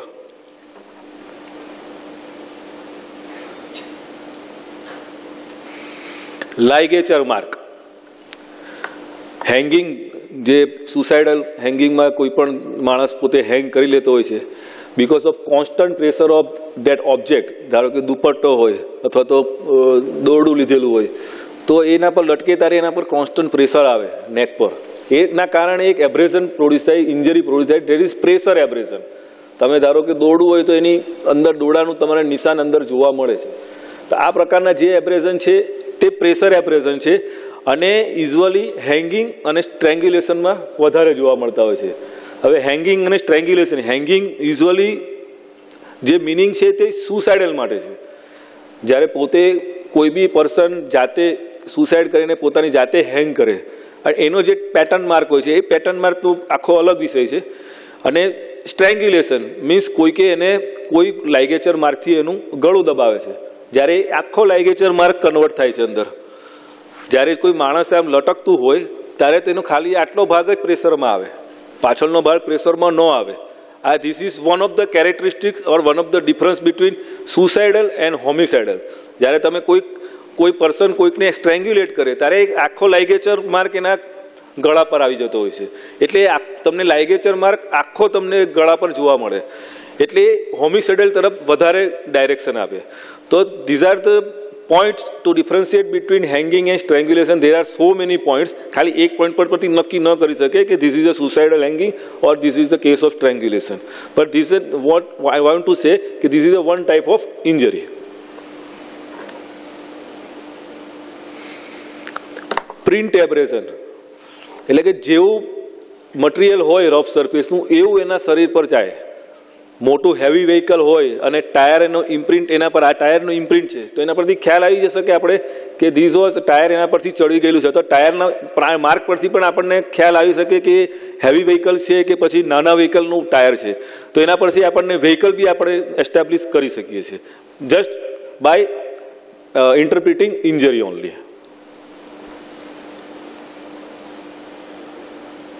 This are the mark. બક્કલના માર્ક છે, તમે જોઈ શકો છો ઉપર. This is also a case of print abrasion. એટલે જે તમે મારો છો તેની આખી પ્રિન્ટ ઉપસી આવે છે. તેના પરથી આપણે વેપન એટલે કયું આમાં હથિયાર ઉપયોગ થઈ શક્યું હોય તે આપણે જાણી શકીએ છીએ. These are the fresh abrasion. ઘણીવાર આપણે એજ ઓફ ઇન્જરી પૂછવામાં આવે છે કે ભાઈ અમને પૂછીએ કે ભાઈ આ ઈજા કેટલી જૂની હોય છે. યુઝ્યુઅલી 24 કલાકની અંદર જે એબ્રેઝન થતા હોય છે તે એકદમ લાલ કલરના હોય છે, જે આમાં દેખાય છે ત્યાં. પછી ધીરે ધીરે એનો કલર બ્રાઉન થાય ને પછી બ્લેકિશ થઈને એનું રિઝોલ્યુશન થાય. તો એ ઈજાના કલર પરથી એની ઇન્જરી નક્કી થાય છે કે whether it was within 24 hour, 24 to 40 hour or more than 7 days, આના પરથી નક્કી થતું હોય છે. તો these are the fresh abrasion colours within 24 hours. થોડા વખત થયા પછી તમે બી ઘણી વાર જોયું હશે કે તમારા આમાંથી નીકળી જતું હોય છે, ઉપરનું પડ નીકળી જતું હોય છે આફ્ટર 5 to 7 days. તો ધીસ કોલ્ડ એ સ્કેબ પીલ, એટલે ઉપરનું સ્કેબિંગ થઈ જાય. જ્યારે ઉપરનું જે બ્લડ હતું તે ધીરે ધીરે સુકાઈ અને આખું સ્કેબ બનાવી દીધું. એનો ટાઈમ પીરિયડ હોય પર્ટિક્યુલર. જો એ સ્કેબ બની ગયેલું હોય તો એનો પર્ટિક્યુલર ટાઈમ પીરિયડ હોય કે ભાઈ આ ટાઈમ પીરિયડમાં આ ઈજા થઈ શકે. તો by knowing that we can conclude કે આ ઈજા કેટલી જૂની હશે. પોસ્ટમોર્ટમ એબ્રેઝન, ઘણીવાર એવું થાય છે કે એબ્રેઝન જોવા મળે પણ પોસ્ટમોર્ટમ એટલે કે મર્યા પછી. બે શબ્દ આવે છે ઘણીવાર અંદર પોસ્ટમોર્ટમ લખેલું હોય નોટમાં કે whether injury was antemortem in nature or not. Ante એટલે પહેલા અને પોસ્ટ એટલે પછી. મોર્ટમ એટલે મૃત્યુના પહેલા અથવા મૃત્યુની પછી. મૃત્યુના પહેલા હોય તો એના કલર ચેન્જીસ જોવા મળે, પણ મૃત્યુ પછી બી ધારો કે બોડીને લઈ જતી વખતે બી કોઈક વાર બોડીને કશા સાથે ઘસાઈ ગયેલું હોય તો ઉપરની સ્કિન નીકળી જાય તો આપણને એવું લાગે કે ભાઈ આ ઇન્જરી છે. આવા કિસ્સાઓ ઘણીવાર બનતા હોય છે. પોલીસ ઇન્ક્વેસ્ટમાં બી લખેલું આવેલું હોય છે. ત્યારે જોયા પછી ખરેખર એવું હોય કે ભાઈ ખરેખર it was not an antemortem, મરણ પહેલાંનું નહોતું પણ એ પોસ્ટમોર્ટમ હતું, મરી ગયા પછીની ઇન્જરી હતી. તો એક ઇટ્સ વેરી ઇમ્પોર્ટન્ટ. આ કલર આ પ્રકારનો જોવા મળે છે યુઝ્યુઅલી, એ અમે જોતા હોઈએ છીએ. તો યુઝ્યુઅલી યલોઇશ ટાઈપનો હોય છે એમાં, કારણ કે પોસ્ટમોર્ટમ પછી સર્ક્યુલેશન બંધ થઈ જતું હોય બ્લડનું, એટલે એમાં તમને જે કલર જે જોવા મળે તે ન જોવા મળે અંદર ઇન્જરીમાં. That's why it becomes a yellow. These are the ant bite marks. Now second is the contusion. ચકામાની જે આપણે વાત કરીએ છીએ કે ભાઈ ચકામો હોય છે, પેલે બે રફ સરફેસ ઘસાવાથી થતું હોય છે, આ રફ સરફેસ સાથે અથડાવાથી થતું હોય છે. એક શબ્દ આમ ઘસાય તે ઘસરકો થઈ જાય અને એની સાથે અથડાય ત્યારે એને કન્ટુઝન આવે. અથવા તો કોઈક એને કોઈ દંડાથી મારેલો હોય તો એ જગ્યાએ જેને લોહીનો ભરાવો થઈ જાય, દેટ ઇઝ ચકામો, દેટ ઇઝ કન્ટુઝન. તો this is a case of contusion. Contusion over scrotal અથવા ઉલવા પાર્ટમાં કોઈ સેક્સ્યુઅલ એસોલ્ટ થયેલો હોય તો એ ભાગમાં બી તમને કન્ટુઝન માર્ક જોવા મળતા હોય છે. This is a rail road pattern. તમે ઘણીવાર PM નોટમાં કોઈક અથવા ઇન્જરી સર્ટિફિકેટમાં વાંચો તો રેલ રોડ પેટર્ન એટલે ટ્રેનના પાટા હોય તેવું તમને લાગે. એ એવું લાગે કે તમને આ કોઈ સ્કિન છે, સ્કેન હંમેશા ફ્લેક્સિબલ હોય એટલે એનું સ્ટ્રેચેબિલિટી હોય. તમે એના પર એક દંડો મારો એટલે અંદરનો જે દંડો ભાગ મારેલો હોય તે ભાગ અંદર જતો રહે અને બાજુના ભાગમાં એનું લોહીનો ભરાવો થઈ જાય એટલે તમને એક રેલ રોડ પેટર્ન આવે. આજુબાજુમાં લાલ દેખાય ને વચ્ચે ફીક્કું દેખાય. તો that is rail A characteristic of assault. એટલે જ્યારે દંડાથી મારવામાં આવેલું હોય, એસોલ્ટ કરવામાં આવેલું હોય ત્યારે જ આ રેલ રોડ પેટર્ન આવે, કારણ કે એમાં ડાયરેક્ટ એના પર બ્લો આવે છે. તો this is called A rail road pattern assault.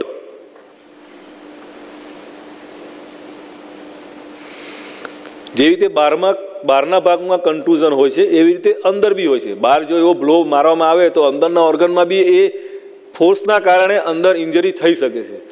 એમાં બહારથી અંદર વેપન ગયું ન હોય તો પણ બહારના ફોર્સના કારણે અંદરના જે ઓર્ગન હલી જાય અથવા અંદરના ઓર્ગન વેસલ્સ તૂટી જાય તો લીક થઈ જાય તો એમાં બી આ પ્રકારના કન્ટુઝન તમને જોવા મળે છે. તમને આ બ્રેનમાં એકદમ ઉપર એકદમ લાલ કલરનો ચકામો જોવા મળે છે. That is contusion of brain. આ લીવર છે, જે લીવરમાં તમને દેખાય છે કલર ચેન્જીસ ડાબી બાજુમાં નાના પોલની પાસે, that is contusion. Abrasion tear. Now coming to the third is laceration. ઘણી જગ્યાએ તમે ઇન્જરીમાં CLW વાંચવામાં આવે છે પણ એનું ફૂલ ફોર્મ છે કન્ટુઝ લેસરેટેડ વુન્ડ. એટલે કે એના પર બ્લો જ્યારે મારવામાં આવે છે અથવા તો એ પડે છે ત્યારે સ્કિન ફાટી જાય છે. જો સ્કિન ન ફાટે ને ખાલી ચકામો રહે તે કન્ટુઝન કહેવાય. સ્કિન ફાટી જાય એટલે એને કન્ટુઝ લેસરેટેડ કહી જાય. બે શબ્દ જ છે. સ્કિન બંધ હોય તો કન્ટુઝન, સ્કિન ફાટી ગઈ હોય તો કન્ટુઝ લેસરેટેડ. બંનેમાં બોથડ પદાર્થ જ હોય તો જ આ ઇન્જરી થાય. આમાં બી બોથડ પદાર્થ છે અથવા તો એ ચાલતો ચાલતો પડી ગયેલો છે, તો એ જે દાંત છે એ દાંતના કારણે એના પર લેસરેટેડ વુન્ડ આવેલું છે. ઇન્સાઇઝ લુકિંગ, એના પહેલાં આપણે ઇન્સાઇઝ વુન્ડ વિશે વાત કરીએ. ઇન્સાઇઝ એટલે હંમેશા શાર્પ વેપન, એટલે તીક્ષ્ણ હથિયાર વડે, ચપ્પુ છે એનાથી જ્યારે મારવામાં આવે ને ત્યારે એ જગ્યાએ જે શાર્પ એજ આવે છે એની જે માર્જિન હોય છે તે એકદમ શાર્પ હોય છે. પેલામાં તૂટેલી ફૂટેલી હોય, જ્યારે દંડાથી મારે અને જે ચામડી ફાટી જાય, તમે કાગળ લેજો, કાગળને તમે મારો કોઈકના વડે તો કાગળ જે ફાટી જાય છે તે લેસરેટેડ વુન્ડ, અને તમે બ્લેડ વડે કાપશો તો એક સીધો કાપો આવશે, તે ધેટ ઇઝ ઇનસાઇઝ વુન્ડ. ઘણીવાર કેવું થાય છે કે આજ ખરેખર હોય છે લેસરેટેડ વુન્ડ એટલે છુંદાયેલો ગાયો, પણ એ ઇનસાઇઝ જેવો લાગે. જ્યારે બી ધારો કે કપાળ છે અથવા તમારા પગ પર તમે ટચ કરશો તો તમને હાડકું જલ્દી દેખાશે, જેમાં ચામડી બહુ ઓછી હોય. તમે પગ પર બી ટચ કરો તો નીચેનું જે હાડકું હોય છે તેમાં નીચે ચામડીની નીચે ફેટ મિનિમલ હોય છે. બોન અને ચામડી બંને સાથે સાથે જ હોય છે. હવે આવા ભાગ પર જ્યારે મારવામાં આવે ને ત્યારે એ જે વુન્ડ હોય ને એ ઘણીવાર એમ લાગે કે આ શાર્પ વેપન વડે મારેલું છે.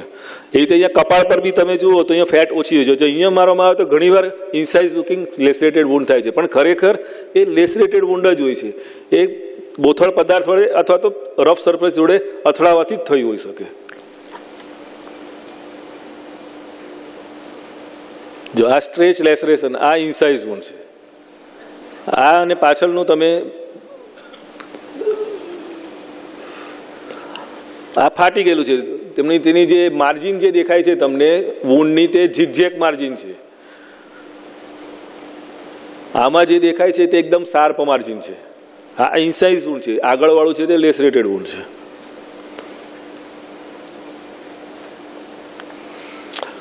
આ ઇનસાઇઝ વુન્ડ છે તે સેલ્ફ ઇન્ફ્લિક્ટેડ વુન્ડ છે.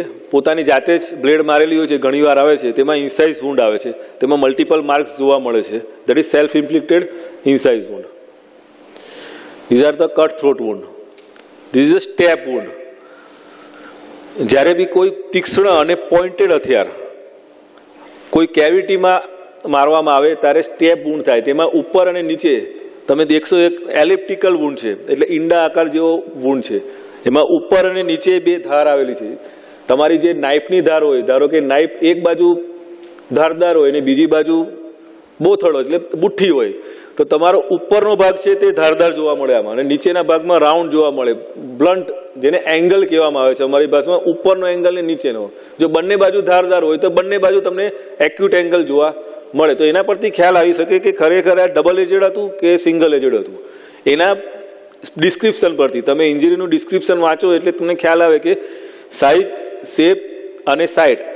એના પછી રિમાર્ક્સ આવે. રિમાર્ક્સમાં આ બધી વસ્તુ ઉમેરતા હોય છે કે ભાઈ એનો કલર કેવો હોય છે ઇન્જરીનો, કે ભાઈ એના એંગલ કેવા હોય છે, જેના કારણે અમે હથિયાર કયું છે અને ઈજાની એજ પણ નક્કી કરી શકીએ છીએ.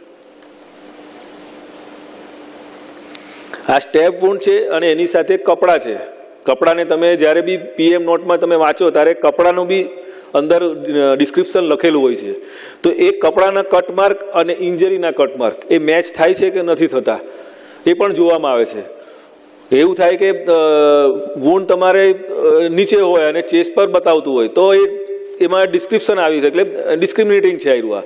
યુઝ્યુઅલી ચેસ્ટ પર વુન્ડ હોય તો એના શર્ટમાં કે કોઈ જગ્યાએ તેના કટમાર્ક્સ જોવા મળે, કારણ કે એને કપડામાં મારેલું હોય તો એ કપડામાં બી કટમાર્ક જોવા મળે.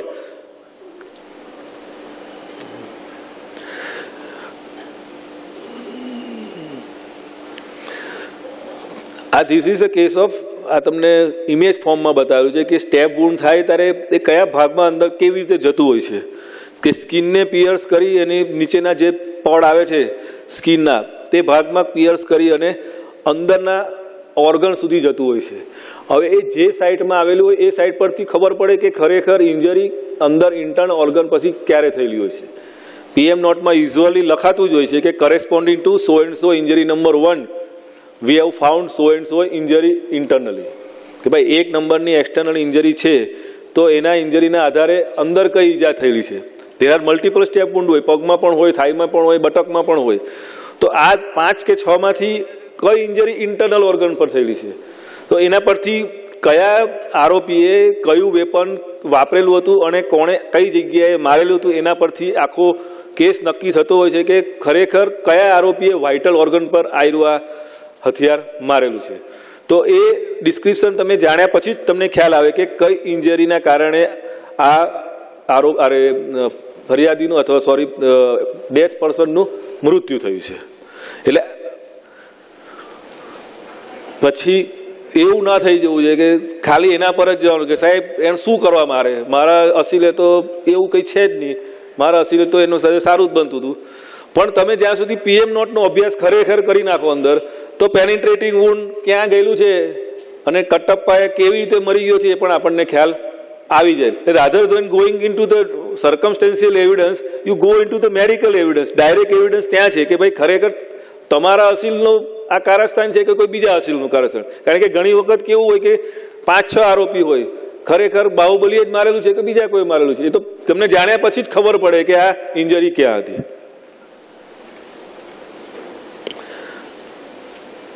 નાઉ coming to the postmortem report. કેવી રીતે એને વાંચો અને કેવી રીતે એનો ઇવેલ્યુએટ કરવું. આ પહેલું પાનું છે જેમાં એમાં નોર્મલ વસ્તુઓ લખેલી હોય છે કે ભાઈ બોડી ક્યારે લાવવામાં આવી, બોડીનું PM કેટલા વાગે કરવામાં આવ્યું, કેટલો ટાઈમ કરવામાં આવ્યું. પહેલાં તો શું છે ટાઈમ પરથી બી થોડું ક્રોસ એક્ઝામિન એડવોકેટ દ્વારા થતું હતું, પણ હવે તો નિયમ આવી ગયો છે કે રાત્રે પણ PM થાય છે. તો પણ અત્યારે બી અમે ટાઈમ લખીએ છીએ કે ભાઈ કેટલા વાગે શરૂ કર્યું અને કેટલા વાગે પતી ગયું.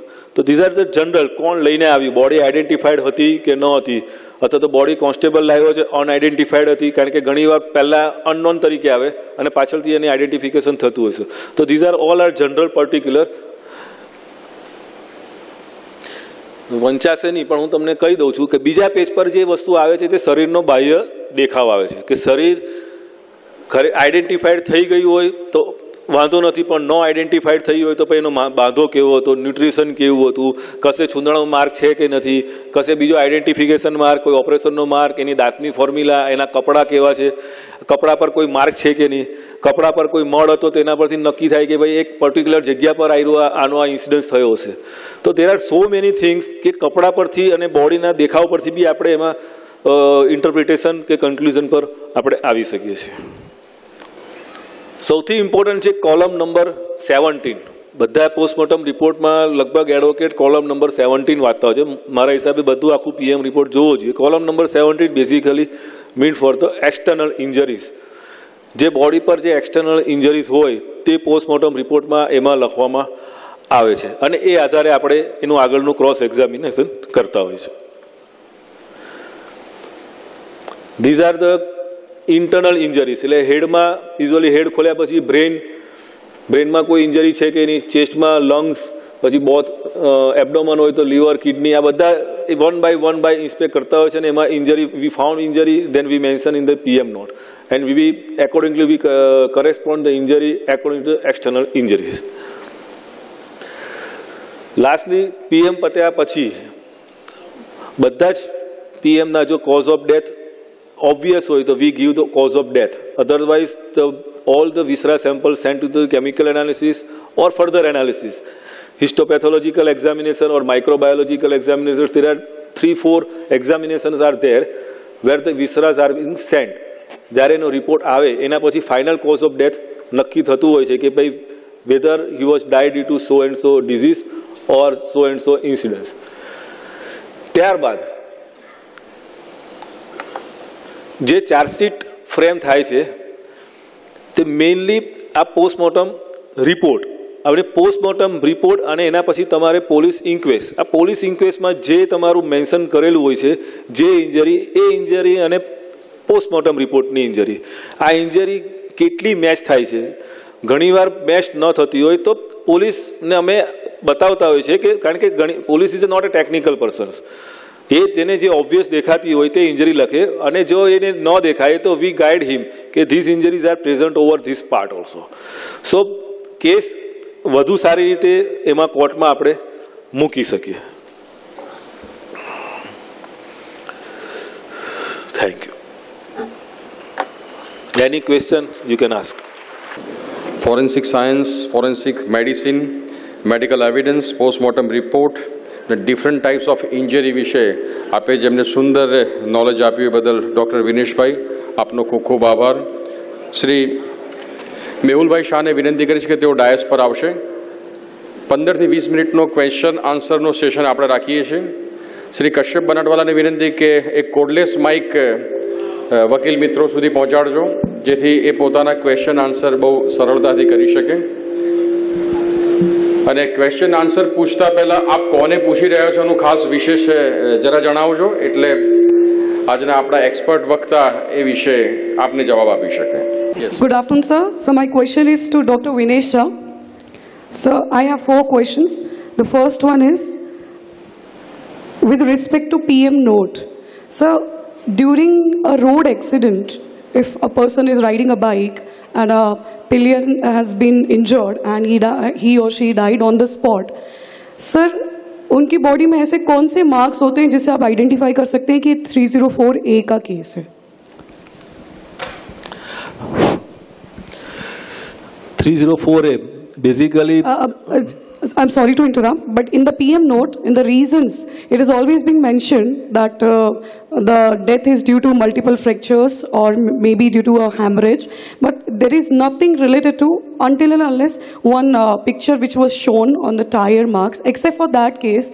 But generally, in most of the accidents, we do not see the bodies having tires marked because it is neither direct encountered with the vehicle. It may be a vehicle collisions. So, sir, in that case, how the PM note actually bring to the conclusion that it is a negligence of a vehicle or a driver? That is my first question. So, okay. પહેલાં તો એ છે કે road traffic એક્સિડન્ટમાં mostly જે ઈજા થતી હોય છે તે ગ્રેઝ એબ્રેઝન, સ્વેલિંગ, કન્ટુઝન અને લેસરેટેડ વોન્ડ આટલી ઈજાઓ થતી હોય છે. હવે એના અમે એવો કોઈક ઓપિનિયન પીએમ નોટમાં અમે આપી પણ ન શકીએ. અમે ખાલી પીએમ નોટમાં લખી શકીએ કે કઈ ઈજા છે અને કેટલી સિવિયરિટી છે ને ક્યાં આવેલી છે. પછી ઇન્ટરપ્રિટેશન કરવાનું પાર્ટ આગળનો પોલીસવાળાનો આવે છે. સે for example road traffic accident ઘણીવાર એવું થાય છે કે ઇટ વોઝ એકચ્યુઅલી મર્ડર, એટલે એનું મર્ડર કરીને પછી એનું ગાડીને ફેંકી દેવામાં આવે તો એ it's looks like it's a accident. એવા કિસ્સાઓમાં જો વેપનથી એટલે કે સ્ટેબિંગ કરેલું હોય તો વી કેન ફાઇન્ડ કે here there was A stabbing. અને એ સ્ટેબિંગ કર્યા પછી જે બાકીને મેં તમને આગળ બતાવ્યું કે પોસ્ટમોર્ટમ એબ્રેઝન જે છે ઇટ ઇઝ પોસ્ટમોર્ટમ છે, એટલે એબ્રેઝન થયા છે તે મરણ પછીના થયા છે. તો in that cases we can conclude કે this was a case of homicide and after assault he was let go to the vehicular. It looks like a vehicular accident. બીજી વાત તમારા મેં આવે છે કે ડ્રાઈવરની નેગ્લિજન્સી છે કે ડ્રાઈવરની નેગ્લિજન્સી છે. This is not I think purview of medical science, this is a purview of the evidence, જે ડાયરેક્ટ એવિડન્સ જે સીસીટીવીમાં છે અથવા તો જે જેણે જોયો છે અકસ્માત એના પરથી આપણે નક્કી કરી શકીએ છીએ કે ખરેખર કોની નેગ્લિજન્સી છે. No, my question, sorry, I couldn't be more clear. My question is how much PM report will assist the court in coming to the conclusion that it is 304A case? Sir, PM note important है तभी तो chargesheet में PM note को जोड़ा जाता है और PM note को एविडेंस के तरीके से रिकॉर्ड ट्रायल में लिया भी जाता है. तो PM नोट से हमें क्या मिलेगा जिससे हमें पता चलेगा ये 304A का case? PM note will establish that this is a case of the road traffic accident, whether it was due to collision, whether it was due to some other reason. But apart from that, no one can conclude કે by negligence of someone this injury can happen. એટલે કે ભાઈ negligence હશે, આટલી negligence હશે તો આટલી injury થશે એવું નથી હોતું. Okay. So, can I put the second question to you? Okay. So, with respect to when the accused is being arrested and he is being taken into police custody, maybe either a 24-hour custody or maybe a remand, and then he's been beaten up, but only slaps. Okay, थप्पड़ मारा आरोपी को, बहुत सारे मारे हैं, बार बार मारे हैं. अब सर मजिस्ट्रेट साहब के पास ले जाते हैं उसको, सर इन्होंने हमारे साथ इल ट्रीटमेंट किया है. डायरेक्टली मजिस्ट्रेट उनको पुलिस कस्टडी से ले लेते हैं और मेडिकल के लिए जांच के लिए भेज देते हैं और लर्नेड डॉक्टर्स आप उनको एग्जामिन करते हैं. So what marks can you identify on such accused or such patient's body which can say कि इनको consecutively slaps मारे गए? Slap marks can be identified. It is depend of the whether it was fair. क्योंकि घणी बार केवुं थाय छे fair person में लाफो मारेलो होय ने तो तमने देखाई जाय. If it is dark person, we may not identify the slap mark, but it depends on the skin of the person only. Dark वाला मर गया बेचारा, उसको तो कोई मिला ही नहीं. If we do not find, we cannot say that this was the injury mark. जी, I just have 2 more questions. I'll pass it on to you. Okay. So one more thing. Okay, I'll just conclude with it. आपके slide में sir एक certificates के type में लिखा हुआ था medico legal certificate. I want you to elaborate on that. Thank you so much. That would be my last question. મેં મારા આપના લેક્ચરમાં બી કીધું કે before 40 years 30-40 years medico legal જેવું કંઈક હતું નહીં અને ફોરેન્સિક મેડિસિન બ્રાન્ચમાં પેથોલોજીમાં જ ઇન્ક્લુડ હતી. ધીરે ધીરે ક્રાઇમ વધતા ગયા એટલે જે બ્રાન્ચ એવી છે કે મેડિસિન અને લીગલ બંનેને વસ્તુને ઓબ્ઝર્વ કરી શકે છે, બંનેને જાણી શકે છે. એવા સબ્જેક્ટ જે સર્ટિફિકેટ હોય છે તે મેડિકો લીગલ સર્ટિફિકેટ. હું યુઝ્યુઅલી અત્યારે તો મારે કંઈ એમાં કહેવાનું ન હોય, યુઝ્યુઅલી પોલીસવાળા એવું લખીને આપતા હોય છે હોસ્પિટલમાં કે સારવાર સર્ટિફિકેટ આપો. મને ખ્યાલ છે ત્યાં સુધી કોઈ બી એસોલ્ટ કેસ કે રોડ ટ્રાફિક એક્સિડન્ટમાં પેશન્ટને કઈ દવા આપી, શું આપી, એનું ઇમ્પોર્ટન્સ બહુ ઓછું હોય છે. ઇમ્પોર્ટન્ટ વસ્તુ શું હોય છે કે એને કઈ ઈજા થયેલી છે, કઈ ટાઈપની થયેલી છે, કેટલી જૂની છે. તો that is the purview of forensic medicine. તો that's why I always insist કે ભાઈ તમે મેડિકો લીગલ સર્ટિફિકેટ કોર્ટમાં પ્રોડ્યુસ કરો. એને કઈ દવા આપી છે, પેરાસિટામોલ આપી છે કે નથી આપી, દેટ કોર્ટને કોઈ લે. That's why we have put this medico legal certificate.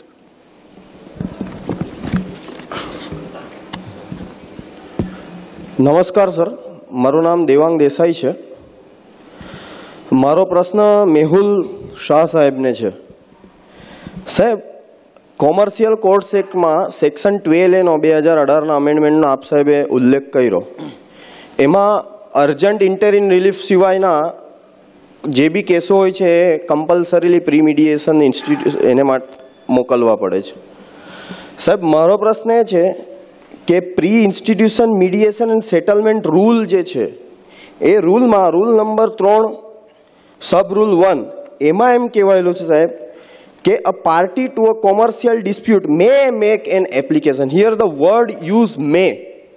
અને પ્રિન્સિપલ એક્ટ જે છે સેક્શન 12A એમાં શેલ વર્ડ યુઝ થયેલો છે. તો સાહેબ મારો પ્રશ્ન એ છે કે કોઈ પણ કાયદો સંવિધાનિક અધિકાર જે લીગલ રેમેડી મેળવવાનો આર્ટિકલ 32માં છે એ સંવિધાનિક અધિકારના ઉપરવટ જઈ શકે? અને જ્યારે આ બંને section 12A read with rule 3A એને જો આપણે જોઈએ તો સાહેબ એમાં એમ જાણવા મળે કે શું કોર્ટને આપણે અલ્ટરનેટિવ ડિસ્પ્યુટ રિડ્રેસલ સિસ્ટમનું અલ્ટરનેટિવ સમજવું કે પછી ડાયરેક્ટ કોર્ટને બી એપ્રોચ કરી શકાય? આ જે શબ્દોનો જે ઉલ્લેખ કરવામાં આવ્યો સંભળાય છે ને? જી. એક જગ્યાએ શેલ વાપરવામાં આવ્યું, એક જગ્યાએ મે વાપરવામાં આવ્યું. એક્ટ જે છે એમાં શેલ કહ્યું, આમાં મે કીધું. પણ આ જે શબ્દ મે વાપરવામાં આવ્યો છે ને એ કયા સંદર્ભમાં વાપરવામાં આવ્યો છે એ જોવાની જરૂરિયાત છે. અહીંયા દાખલા તરીકે લખ્યું છે કે party to commercial dispute may make an application to the authority. હવે મે મેક એન એપ્લિકેશન ત્યાં અટકી જતું નથી. May make an application to the authority as per form number 1 specified and scheduled either online or by post or by hand for institutional mediation process. એટલે જે મે જે છે ને એને એ સંદર્ભમાં જોવાનું છે કે એ મે તમારે અરજી કરવાની મેન્ડેટરી છે અંડર સેક્શન. હવે અરજી કરવા માટેની જે પ્રોસેસ છે એ પ્રોસેસ કઈ રીતે કરવી એના માટે તમને ડિસ્ક્રેશન આપવામાં આવ્યું. આ જે છે એમાં ડિસ્ક્રેશન આપવામાં આવ્યું કે આ અરજી કઈ રીતે કરવી એમ. તો એના માટે may, otherwise the original thing would apply કે એમાં તો શેલ છે જ એમ. અચ્છા, બીજી વસ્તુ આપણે જે પૂછીએ કે ભાઈ આમાં કોઈ બંધારણીય અધિકાર કે એ હવે એવું છે કે બંધારણમાં જે અધિકારો જે છે એ ultimately right to get justice. હવે right to get justice not always through process of court. right to get justice can be always also through process of mediation or settlement. Ultimately, thing is to get justice. હવે બંને પક્ષકારો સંમત હોય ને એ રીતે એ લોકો award મેળવી શકતા હોય તો it is justice to both of them. એટલે it also does not violate any of the provisions. એટલે ultimately it is something in alternative. That is why we are calling it to be ADR, alternate dispute resolution. એટલે it is also not violating any of the constitutional rights. But sir, એટલે બંને party જો સહેમત નહીં હોય pre mediation માટે તો એ direct કોર્ટને approach કરી શકે. માત્ર એને મીડિયેશન નથી કર્યું એના આધાર પર એને કોર્ટને એપ્રોચ કરવાથી રોકી શકવું એ ક્યાં સુધી બંધારણીય છે સર? એટલે જ કહેવાનું, એક સપોઝિંગ આ તો આપણે એક પ્રોસેસ થઈ કે મારે ન્યાય મેળવવો છે. હવે ન્યાય મેળવવા માટેની અલગ અલગ પ્રક્રિયા છે. હવે એમાંની આ પણ એક પ્રક્રિયા થઈ. એટલે એમ કે તમને મીડિયેશન માટે પહેલાં મોકલવામાં આવે છે. ડઝ નોટ મીન કે તમારી એ પ્રક્રિયા તમે એમ કહો કે ભાઈ મને કાયદો કહે છે કે પ્રક્રિયા મારે મીડિયેશન કરવું જ પડે, મારે નથી કરવું તો ઓલરાઈટ, પણ કાયદો તમને એમ કહે છે કે બંને પક્ષકારો એનો પ્રયત્ન તો કરો જ. That is what the court, that is what the legislature wishes the parties to do. એટલે એમાં તમે એમ ન કહેજો કે મને શું કામ ફરજ પાડવામાં આવે. તમને કોઈ મીડિયેશન જવામાં ફરજ પાડવામાં આવે છે, પણ મીડિયેશન કરવામાં તમારે એગ્રી કરવામાં કોઈ ફરજ તમને નથી પાડતું. But this is one of the way in to resolve the dispute at the earliest. એટલા પૂરતી ફરજ, અને દેટ ડઝ નોટ ટેક અવે એની ઓફ યોર રાઇટ્સ. એવું થયું. Thank you sir. સાહેબ, એક છેલ્લો ક્વેશ્ચન. બીજા પ્રશ્ન પૂછવા માટે કોઈક મિત્રોને જરા છે ને સમયની થોડીક મર્યાદા છે. ક્વેશ્ચન શોર્ટમાં એકદમ 60 સેકન્ડ માત્ર. સાહેબ, સ્પેસિફાઈડ વેલ્યુની જે આપણે વ્યાખ્યા કરી, હવે કોમર્શિયલ ડિસ્પ્યુટ હોય એમાં આપણે જોઈએ છે કે ટેન્જિબલ અને ઇનટેન્જિબલ બંને અસેટ્સ હોય છે.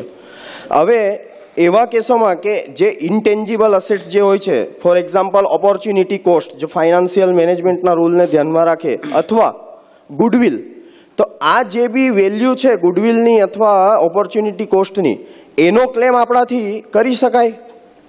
એટલે એ પણ અલ્ટિમેટલી એ ગુડવિલ જે છે it is also assessable in terms of money. May be there are other parameters, but it is assessable in terms. એટલે એનું વેલ્યુએશન થઈ શકે તમે, અને એનું વેલ્યુએશન થઈ શકે, અને એ બાબતનો જો ક્લેમ હોય તો એ ક્લેમ માટે તમે એ સ્પેસિફાઈડ વેલ્યુ એસેસ કરી અને એની અંદર પડતો હોય તમે ક્લેમ કરી શકો.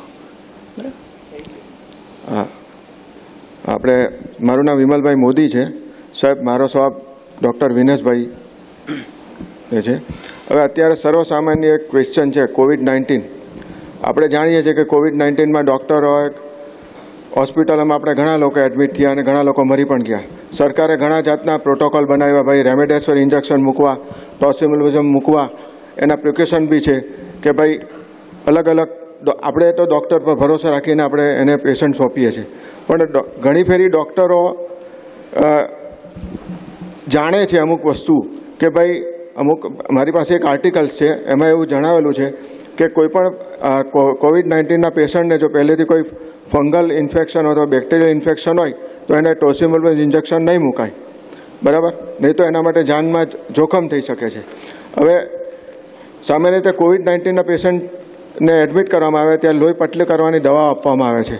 એટલે ઘણા પેશન્ટોને છે ને એના કારણે લોહી પટલી કરવાની દવા આપવાથી ઘણા પેશન્ટોને પેટમાં હેમરેજ જેવું પણ થઈ જાય છે, લોહીને પાણી ભેગું થઈ જાય છે, અને ત્યાર પછી પણ ડૉક્ટરો ટોસિલિઝુમેબને ઇન્જેક્શન આપે છે, અને ત્યાર પછી આપણે વાર જોયા કરીએ, ઓક્સિજન વધતું જાય, બાયપેક પર જાય, વેન્ટિલેટર પર જાય, ન જાય, ઉપર એ પહોંચી જાય. હવે સાહેબ, આમાં તમારી પાસે કોઈ એવો કેસ સ્ટડી આવ્યો છે અત્યાર સુધીમાં કે COVID-19માં કે કોઈ પેશન્ટે અને કોઈ ડૉક્ટરે ભૂલ કરી હોય કે જે તમે કોઈ પ્રકાશ પાડી શકતા હોય તો જન સમુદાયમાં આનો પ્રકાશ પાડો સાહેબ? કારણ કે આમાં એટલું બધું અંધારપટ ચાલે છે કે કોઈ આનું કોઈ છે નહીં, અને આનું જો કોઈ તમારી પાસે કોઈ કેસ સ્ટડી હોય તો જણાવો સાહેબ. અને આવી સ્થિતિમાં આપણે કોઈ ડૉક્ટર પર ક્યારે કેસ કરી શકીએ, આપણે શું શું તકેદારી રાખવાની? શ્રી નયનભાઈને જરા માઇક આપશો. શ્રી નયનભાઈ સુખડવાલા આ વિશે થોડોક પ્રકાશ પાડે. ભાઈ, આ મિત્રએ સવાલ પૂછ્યો, પણ હું કહેવા માગું છું કે કોવિડ દરમિયાન જે ડૉક્ટર્સે ખડે પગે લોકોની સેવા કરી છે એને માટે આપણે એને વધાવી લેવા જોઈએ. અત્યારે આપણો જે સેમિનાર છે એ લીગલ કોન્ફરન્સ ઉપર છે, જે પોસ્ટમોર્ટમ રિપોર્ટ વગેરેની ઉપર છે. એમણે કોવિડવાળી વાત કરી, મારા ખ્યાલથી આપણા કોન્ફરન્સનો સબ્જેક્ટ નથી. એટલે અત્યારે જે અત્યારે જે વિષય છે એ વિષયથી વિરુદ્ધનો સવાલ છે, એટલે આનો જવાબ નહીં આપો તો સારું, in the interest of this. Nayanbhai આપનો આભાર. હવે એક છેલ્લો ક્વેશ્ચન આપણે લઈશું, પછી આપણે થોડું અંત તરફ જોવું પડશે, સમયની પણ પાબંદી છે. એક લાસ્ટ ક્વેશ્ચન આ પૂછાઈ જશે. મારો ક્વેશ્ચન શ્રી મેહુલ શાહ સાહેબને છે. સર, મારો ક્વેશ્ચન એ છે કે whether the defendant can move for the application for summary judgment. Yes. Okay. And at what stage? After filing of the written statement? After filing written statement, before issue, okay, the defendant can always say that કે આ જે વાદીનો દાવો છે એ દાવામાં જે દાવા અરજીમાં લખ્યું છે અને વાદીના જે દસ્તાવેજો છે એનું એડમિશન ડિનાયલ થયું એ જોતા એવું લાગે છે કે વાદીને કોઈ ચાન્સ છે જ નહીં આમાં સક્સેસફુલ એવું લાગે છે, એટલે defendant can always make an application. Thank you sir. Any of the parties. Thank you. સમયની પાબંદી છે મિત્રો, હજી તો ભોજન પણ બાકી છે અને પછી આપણે ઘરે પણ જવાનું છે. કે લાસ્ટ ક્વેશ્ચન છે, પછી ઘણા ક્વેશ્ચન માટે આપણે એક સ્પેશિયલ સેમિનાર ફરી એક વખત કરીશું અને એમાં ક્વેશ્ચન આન્સર માટે આપણે સમય વધારે ફાળવીશું. This is the last question. મારો સવાલ મેહુલ સરને છે. મેહુલ સર, આપણા કોમર્શિયલ કોર્ટ એક્ટ જે છે એ સ્પેશિયલ કોમર્શિયલ એક્ટિવિટીઝ માટે છે. તો સાહેબ એના માટે મારો સવાલ એ છે કે કોમર્શિયલ કોર્ટ એક્ટ માટે કોમર્શિયલ સૂટ ફાઇલ કરવા માટે જે ડિસ્પ્યુટેડ પાર્ટી હોય તે બંને કોમર્શિયલ એક્ટિવિટીઝમાં ઇન્વોલ્વ હોય તે જ કરી શકે, તેની સામે જ થઈ શકે છે? પાર્ટીઝ શેમાં ઇન્વોલ્વ છે એ જરૂરી નથી. મેં તમને કીધું સુપ્રીમ કોર્ટનું જજમેન્ટ. મારો સવાલ સાહેબ બેંક રિલેટેડ છે, કારણ કે બેંકમાં કસ્ટમર અને વેપારીનો સંબંધ છે. પાર્ટીઝની હેસિયત શું છે ને એ બહુ મહત્વની વાત નથી. પાર્ટીઝની કેપેસિટી, પાર્ટી શું કરી રહી છે એ બહુ મહત્વની વાત નથી. એક પાર્ટી કોમર્શિયલ એક્ટિવિટી કરે છે, બંને પાર્ટી અત્યારે મહત્વની વાત એ છે કે જે તકરાર ઉપસ્થિત થઈ છે એ ડિસ્પ્યુટ છે, એ ડિસ્પ્યુટને કમર્શિયલ ડિસ્પ્યુટ કેવો કેમ? પાર્ટી એક પાર્ટી કમર્શિયલ છે, બીજી પાર્ટી કમર્શિયલ નથી, બંને પાર્ટી કમર્શિયલ છે. એકવાર માની લો કે બંને પાર્ટી કમર્શિયલ કાર્યવાહી કરી રહી છે, પણ એ બંને પક્ષકાર વચ્ચેનો કરાર એવો છે કે જે કમર્શિયલમાં નથી પડતો, તો દાવો નહીં થઈ શકે. એટલે what is required is the nature of dispute, not the capacity of the party. That is important. That is the difference. Thank you. Second question માટે માઇક જરા બીજા મિત્રોને આપજો. પેલા પાછળ જે ઊભા થાય છે મિત્રો, એમને ખાસ વિનંતી કે નેશનલ એન્થમ કર્યા બાદ આપણે ભોજન માટે જઈશું, તો નેશનલ એન્થમનું ડેકોરમ જળવાય એટલા માટે ખાસ આપણા સ્થાન ઉપર બેસી રહેશો. Second question please. હા, my question is related to મેહુલભાઈ. For doing the substantial justice, whether the provisions of section 151 of the Civil Procedure Code will apply and whether there is a provision for amendment to the commercial application suit. Answer is very short. 151 જે છે ને એ ઇનહેરન્ટ power થયા, અને આપણે જાણીએ છીએ કે ઇનહેરન્ટ power ત્યારે જ લાગુ પાડી શકાય કે જ્યારે એ બાબતના કોઈ સ્પેસિફિક પ્રોવિઝન કાયદામાં જોવા મળતા ન હોય. તો જો કાયદામાં કોઈ પણ સ્પેસિફિક પ્રોવિઝન કોઈ પણ કાર્યવાહી માટે ડીલ વિથ કરતા માટે જોવા મળતા હોય તો એનાથી વિરુદ્ધમાં તમે 151 ઇન્વોક ન કરી શકો. 151 તો એવું છે રેસિડ્યુરી કે તેમને કોઈ જ આનો આન્સર નથી, બીજા કોઈ પ્રોવિઝનમાં કોઈ જ આન્સર નથી, તો તમે 151 ઇન્વોક કરો, બાકી નહીં. એટલે આ કમર્શિયલ કોર્ટમાં પણ એ જ લાગુ પડશે કે જો આમાં જો સ્પેસિફિક પ્રોવિઝન હોય તો એને પછી એમાં in the interest of justice જોવાનું હોતું નથી. then it is only a kind of residuary provision કે ક્યાંય નથી એટલે આ વાપરો છું. શ્રી અજયભાઈ મહેતાનો એક પ્રશ્ન લઈ લઈશું. હા મેહુલભાઈ, આપને એક એવો જ સવાલ છે કે હાઉસિંગ લોન જે છે whether it is a commercial dispute. Housing loan, હવે એ લોન છે એ loan is a kind of financial. What is type of loan is different thing. No issue is that when we have to file the suit, so whether this is not the commercial transaction and commercial suit, so why we have to go in the commercial court? No, therefore what happens is કે તમે housing loan લીધી, કોણે લીધી? એટલે તમારે કોઈ કે housing loan લીધી એટલે એને એ લોન લીધી, પણ એ જે ટ્રાન્ઝેક્શન થયું એ transaction is not in the nature of something which is commercial. Yes. એટલે મે બી કે if there is the agreement is such which is a contract in respect to a transaction which is done, but ultimately it is for your own residence, it is not something that you are undertaking exercise of commercial activity. એ તમારા પોતાના ઘર માટે કે એના માટે તમે કરી રહ્યા છો. એ તમે જે લોન લીધી છે એ જે મિલકત બાબતનો તમે જે વ્યવહાર કરી રહ્યા છો એ અલ્ટિમેટલી ઇન ટર્ન તમારે કમર્શિયલ પર્પઝ માટે યુઝ કરવાની છે, અથવા તો એ જે કાર્યવાહી કરી રહ્યા છો તમે કમર્શિયલ પર્પઝ માટે કાર્યવાહી કરી રહ્યા છો, તો યસ. એટલે તમે તમારો પર્પઝ શું છે ઇઝ મોર ઇમ્પોર્ટન્ટ. તમે માત્ર એમ કહેતા હોય કે માત્ર હાઉસિંગ લોન, એનાથી નક્કી કરો કે હાઉસિંગ લોન એટલે commercial, that is not the end of it. No, issue is not the issue is that when we are going to file the suit, then why we have to approach commercial court for the housing loan. The bank can file the regular civil suit. એટલે એ છે, એટલે એમાં કે commercial કોર્ટમાં જવાની જરૂરિયાત દરેક વખત હોય છે એવું જરૂરી નથી. Here is the issue. પણ એ issue is to be so resolve. આ તમે મને પ્રશ્ન પૂછ્યો હું તમને જવાબ આપું છું. હું જજ નથી. પણ એટલે એમને સવાલ એ જ છે ને કે સાહેબ આ સૂટ ફાઇલ કરવા માટે કમ્પલસરી કોમર્શિયલ કોર્ટમાં જવું પડે છે. પણ કમ્પલસરી જવું પડે એટલે તમારી પાસે સીપીસીમાં ઓપ્શન્સ છે. તમે 711 ની અરજી કરાવો, તમે 710 ની અરજી કરાવો, કહી શકો કે this is to be transfer to a regular court. But I am the bankers, I have to file the suit. હા, ધેન તો તમે નહીં કરો ને કોણ તમને compel? No sir, is the issue is differ. Thanks Ajay bhai, thanks Mehul bhai. Now it's a time for vote of thanks. I would like to request Mr. Manoj Patel. એક minute ભાઈ, આ જરા અજયભાઈ ની વાતનો એક જવાબ આપું. I am not a lawyer for a bank or anything. He is a lawyer for a bank. બહુ સારી વાત છે સાહેબ, એક આ સીધી સાદી વાત છે. જો કોમર્શિયલની આપણે વાત કરતા હોઈએ તો activity parted with by the banking people is a commercial activity. તો એટલે હું તમને કહી રહ્યો છું કે જે પાર્ટી છે એ પાર્ટી શું એક્ટિવિટી કરી રહી છે એ એટલું મહત્વનું નથી. પણ જે પાર્ટી સાથે વ્યવહાર થયો છે એ જે પાર્ટીનો જો વેપાર, સાહેબ એ વેપાર ધંધો કરવો તો એ પાર્ટીની કોમર્શિયલ એક્ટિવિટી છે. બેંક પાસે બીજી તો કોઈ એક્ટિવિટી જ નથી. ના, બેંક પાસે જે એક્ટિવિટી, હું કોઈ બેંક સાથે કોન્ટ્રાક્ટ કરું છું તો એ બેંકની કોમર્શિયલ એક્ટિવિટીને પ્રમોટ કરવા જ કરું છું.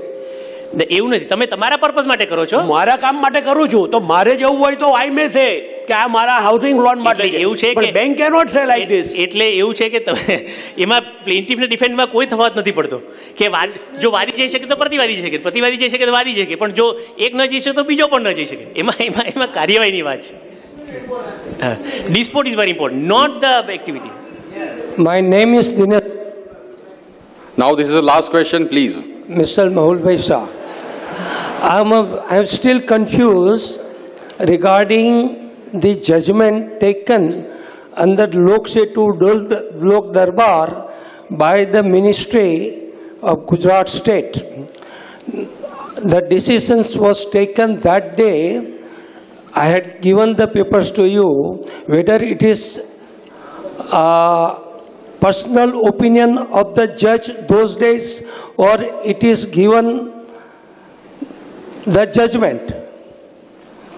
અને આ વસ્તુ કંઈક કમર્શિયલ કોર્ટને એને કોઈ લાગુ પડતી નથી. નોટ કમર્શિયલ કોર્ટ, ધ લોક સેતુ લોક દરબાર જે છે that is authentic or unauthentic. એ કોઈ તો લોક દરબારમાં તમે કોઈક માહિતી માગી અને એ બાબતે મુખ્યમંત્રી સાહેબનું કંઈક આ સૂચન થયું છે એ તમને જાણ કરે છે. That is all. No, it was been given like this. આને કોઈ કમર્શિયલ કોર્ટ ને એ બાબતનો કોઈ આ પ્રશ્ન No, લોક દરબાર કે લોક સેતુ, it is binding to the government or not? Shri મેહુલભાઈ, આપણે કોમર્શિયલ કોર્ટ વિશેની વાત કરીશું. આપ ક્વેશ્ચન આન્સર આમ દોર ચાલુ રહેશે આપણો. ઘણા બધા પ્રશ્નો છે, ઘણા બધા સવાલો છે, પણ સૌથી અગત્યની વાત એવી છે કે આપણી પાસે સમયની મર્યાદા છે. Shri Mr. Manoj T. Patel, the Secretary of the Surat City Advocate Association. Now I would like to request him for the vote of thanks, and after vote of thanks, National Anthem ની ગરિમા જળવાય. આપણે સ્થાન ઉપર ઊભા રહીશું. Now is the time for the vote of thanks.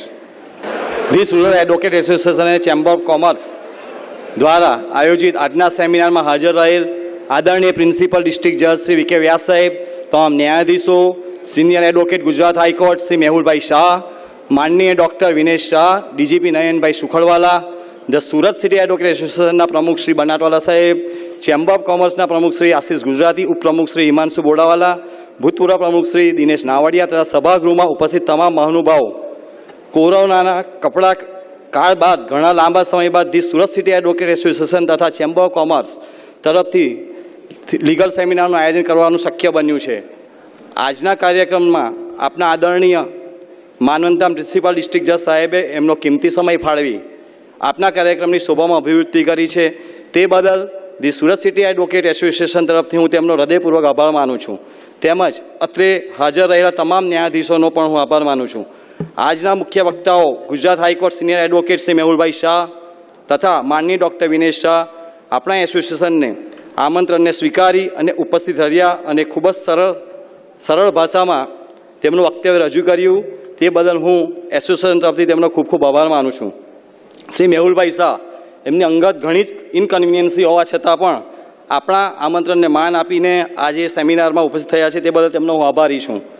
અમારા સુરત શહેરના આદરણીય વડીલ સિનિયર શ્રી ધીરુભાઈ ચલિયાવાલા હર હંમેશની જેમ સહકાર આપવા બદલ હું તેમનો પણ આભાર માનું છું.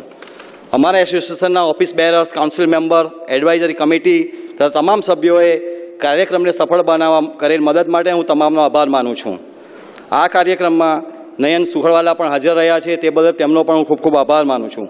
આ કાર્યક્રમને સાથ સહકાર આપવા બદલ ચેમ્બર ઓફ કોમર્સના પ્રમુખ આશીષ ગુજરાતી, ઉપપ્રમુખ હિમાંશુ બોડાવાલા, ભૂતપૂર્વ પ્રમુખ દિનેશ નાવડિયા સૌને તથા સાઉથ ગુજરાત ચેમ્બર ઓફ કોમર્સનો હું એસોસિએશન વતી આભાર માનું છું.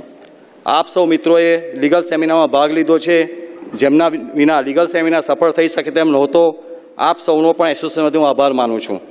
આપણા આજના master of ceremony advocate Shri Nilkanthbhai બારોટે આજના કાર્યક્રમનું ખૂબ જ સફળ સંચાલન કર્યું તે બદલ પણ એમનો આભાર માનું છું.